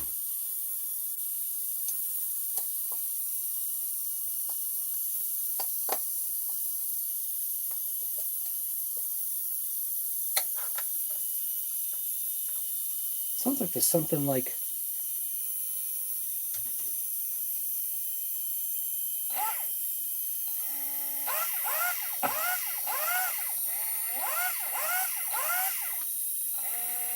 All right, so the motor is going in the wrong direction. So what I have to do is I need to go into the programmer, and I should pop that fan out anyway. That fan sounds horrible. This was in the EXB. I don't know why that fan sounds so nasty. Maybe there's like a pine needle or something in there. Just brush it up against the motor. I mean the fan blade. But I think I'll put some golden screws on this too. The XMAXX actually deserves it, I think. Wow, I'm psyched. I'm happy, man. I didn't think something like this would make me this happy. I'm psyched. It's almost like I'm driving the Mad Van. You haven't seen the video on the Mad Van, guys. You gotta check it out. The Mad Van is such a blast. Little stinking Mad Van. Oh no. Does this cover really do that? This cover really does that? Are you kidding me? Come on. I'll have to take my motor wires off just to get to the stupid fan. Oh. Stupid. That's really dumb. Well, I guess that's the reason why I've got this on Sherlock.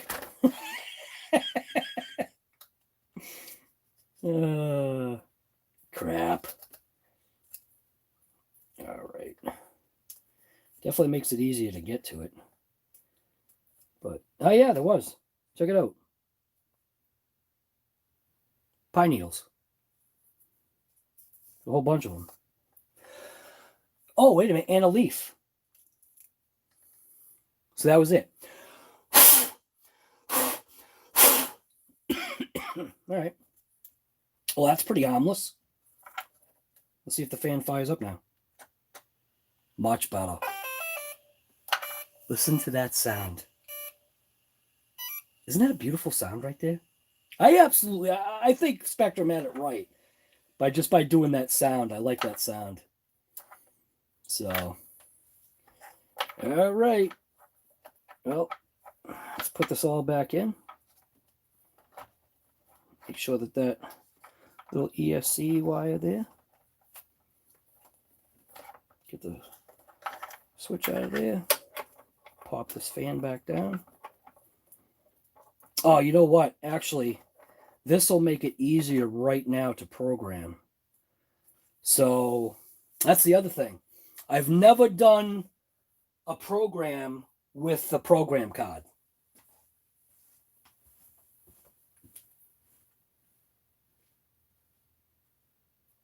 So where's my program card? Right here. So this, I got this thing months ago with the intention of being able to program, all the Spectrum, junk. So now, I guess it's a good time to do an unboxing. This is the first unboxing of the end of, actually, this is the last unboxing. This is the last unboxing of 2020 here.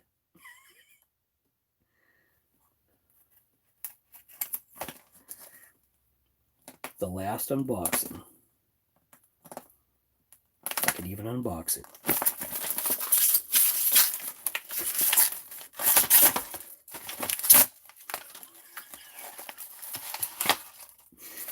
Nice.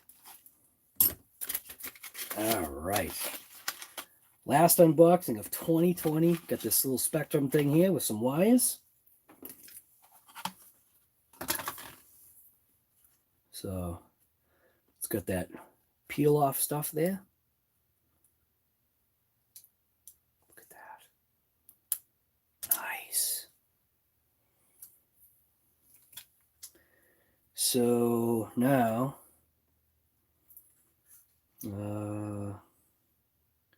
ESC. So there's the ESC port. Negative is going to be on that right hand side. So plug that in. Just like that. I think that's it. Looks like this is a cell checker too. So it looks like this thing checks cells. I don't know what the heck that's for. USB must be for like some kind of updates or something. So now it's supposed to plug in, I believe, to this fan wire here. So pop this out. Remembering the orientation, the negative is going to be on that right side. So I'll just kind of tuck that out of the way.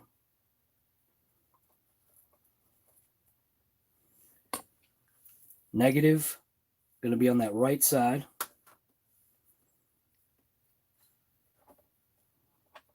Plug it in. Boy, they make this difficult. Boy, with this cover on, what a pain in the neck this is.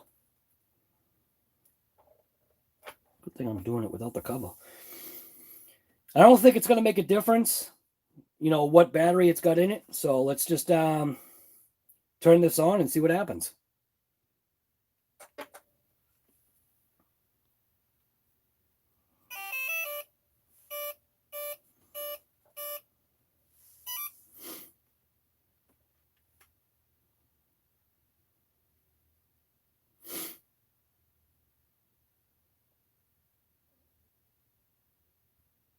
So, okay. Connecting to ESC. Running mode. Forward reverse brake, which is what we want. I'm hoping there's a way to reverse the motor in this thing. So, because I don't want to have to reverse the wires, because I like the way the wires look. So we like that. So we'll move over to the next one. Motor rotate. Check that out. Counterclockwise. So, clockwise. And then save. Save data, okay. Go to the next one. Cutoff voltage. Auto. I guess, yeah. BEC voltage, 6 volts. I mean, it seems fine. Max brake, 37.5. I think I'll change that out of the box just because it's this vehicle. So hit edit. And 50%. Let's see, how far does it go? 62.5, 75, 100% brake, 25, 37.5, 50, 62.5. I think I'll have 70. Well, you know what now? I'm going to go with 62.5 brake. See, like, if that's any good. So save data, that's okay. Move on to the next one. Max reverse, 25%. What happens if I change that?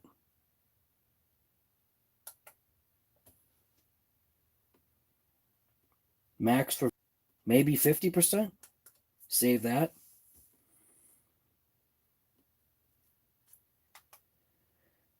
Punch level is set to 3. How many punch levels does this have? 5? 4? 5? Yeah. So punch level is at 3. Because this is, yeah. we'll go to punch 5. So I can punch somebody in the face. Let's see. And then what else we got? Timing. We'll leave this stuff alone. Restore default. And I guess that's it. So, do I just shut it off now? We'll see. We'll see if that works. So I'll just leave that wire plugged into there for now. Carefully pull this out, not by the stinking wire. I wonder if I could have just plugged it into the other port. Could I just have plugged it into there? Or it's sensing the fan, does it like literally just make it so that it doesn't work? I think I want to try it. All right. So we're good there. Get this back on.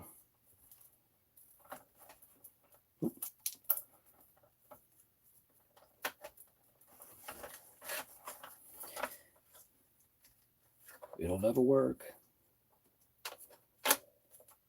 It's getting stuck on that fan thing there.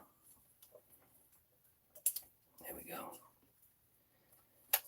All right. That seems quite all right.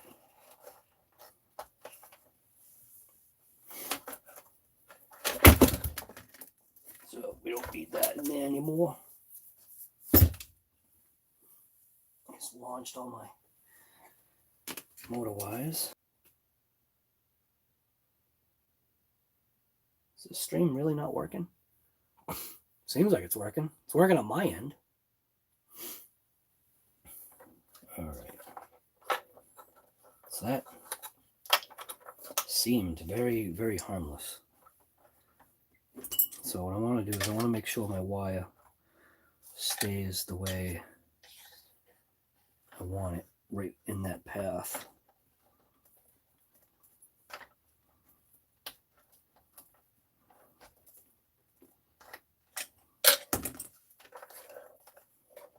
And I think it's gonna work.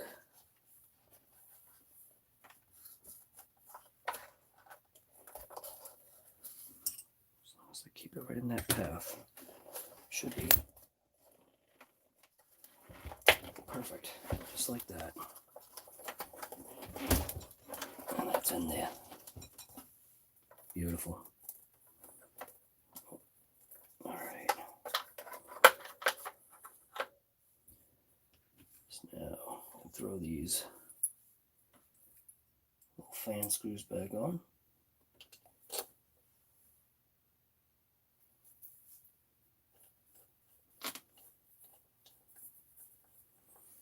Seems like that. Is that down all the way? It feels like it's down all the way, that's for sure. That thing ain't moving.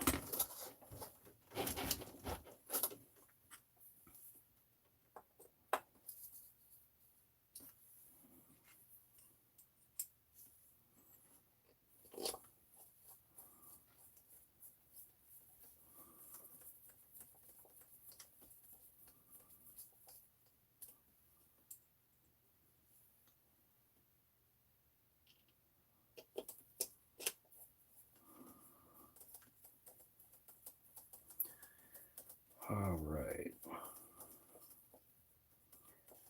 Now, I did have my switch mounted on here. Is that what I want to stay with? I think I do. Yeah. I like the way that is. Doesn't seem like it's going in all the way, though. Oh, here it is. All right. So that switch can just stay just like that.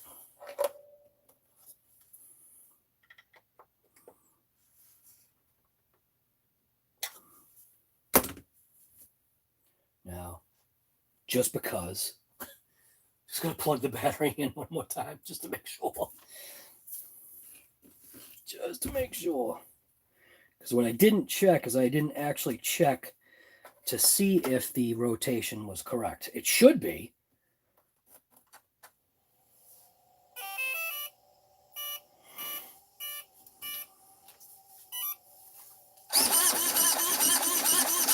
Damn. Servo seems to work all right. Yep, it's going the right way. Awesome.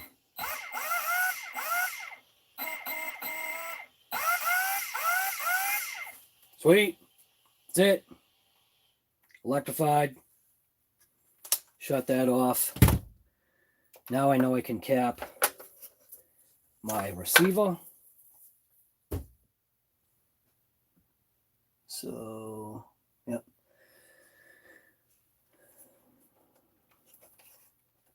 I am psyched.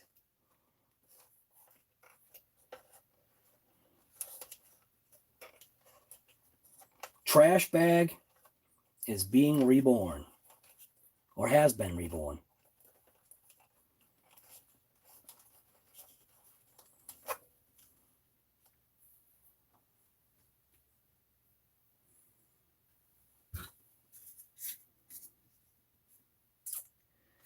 Now,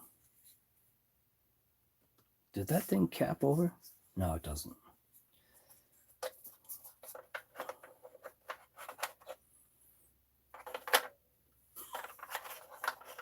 I think it goes this way. Wait a minute. Oh, come on. You're really going to give me a hard time about this? Oh, there we go. Oh, my God. I'll even give that thing some golden screws. The XMAXX is getting some treatment, man. It's getting golden screws and everything.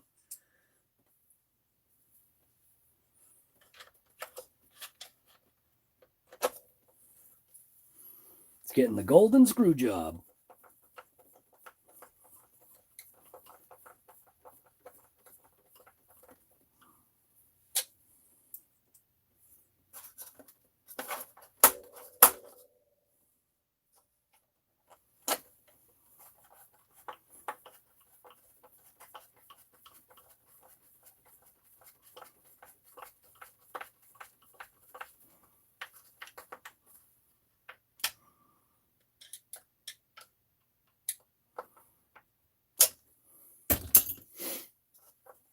Boy, with things going so positive today, I might have to take this thing out for a rip.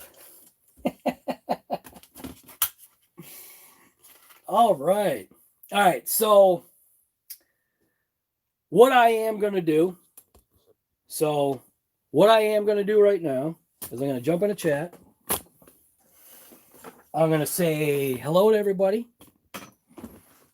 And let's see. And then what I think I should do, to be quite honest with you, I think I should stop the live stream. And then what I'll do is I will come back and I'll pick up the live stream with the front end work that's going to happen with the TRAXXAS XMAXX. I think that's going to be better that way. Like, you know, if people, I mean, I know I need a break. I'm going to go have some lunch. But I will be back. Today is literally going to be live stream day. I've got nothing really better to do. It's raining out and like literally nobody's here. So I'm like literally the only one here right now. Eventually my wife will be here, but I'll spend time with her at some point. But the plan is I'm going to go have some lunch right now. If you guys haven't had any food or whatever, because you've been hanging here this whole time, and I appreciate it. And if you haven't given, all right, we got 64 thumbs ups. We got 41 people. 42 people. Has anybody in the thing not given a thumbs up? Or 43. Why is it increasing? I'm going to end the stream. 67. You got to be kidding me. I got to tell you, and you got to say like who you are. If you didn't give a thumbs up and you like literally save it to like right now, who are you? You lost all your, oh, no. You lost all your footage from when you broke your XMAXX? Do you want to come and break mine? Come on, who was it? Who didn't? Who didn't? Westers? It was you? This is your first time here. Speed Psycho, no thumbs up. I'll do it now. Oh. Thanks, man. I appreciate it. Wow, 69 thumbs ups. I gotta screenshot that. That's my favorite number right here. Oh, I missed it. I didn't get the stupid. I pressed the wrong button to do a screenshot and I shut the stream off.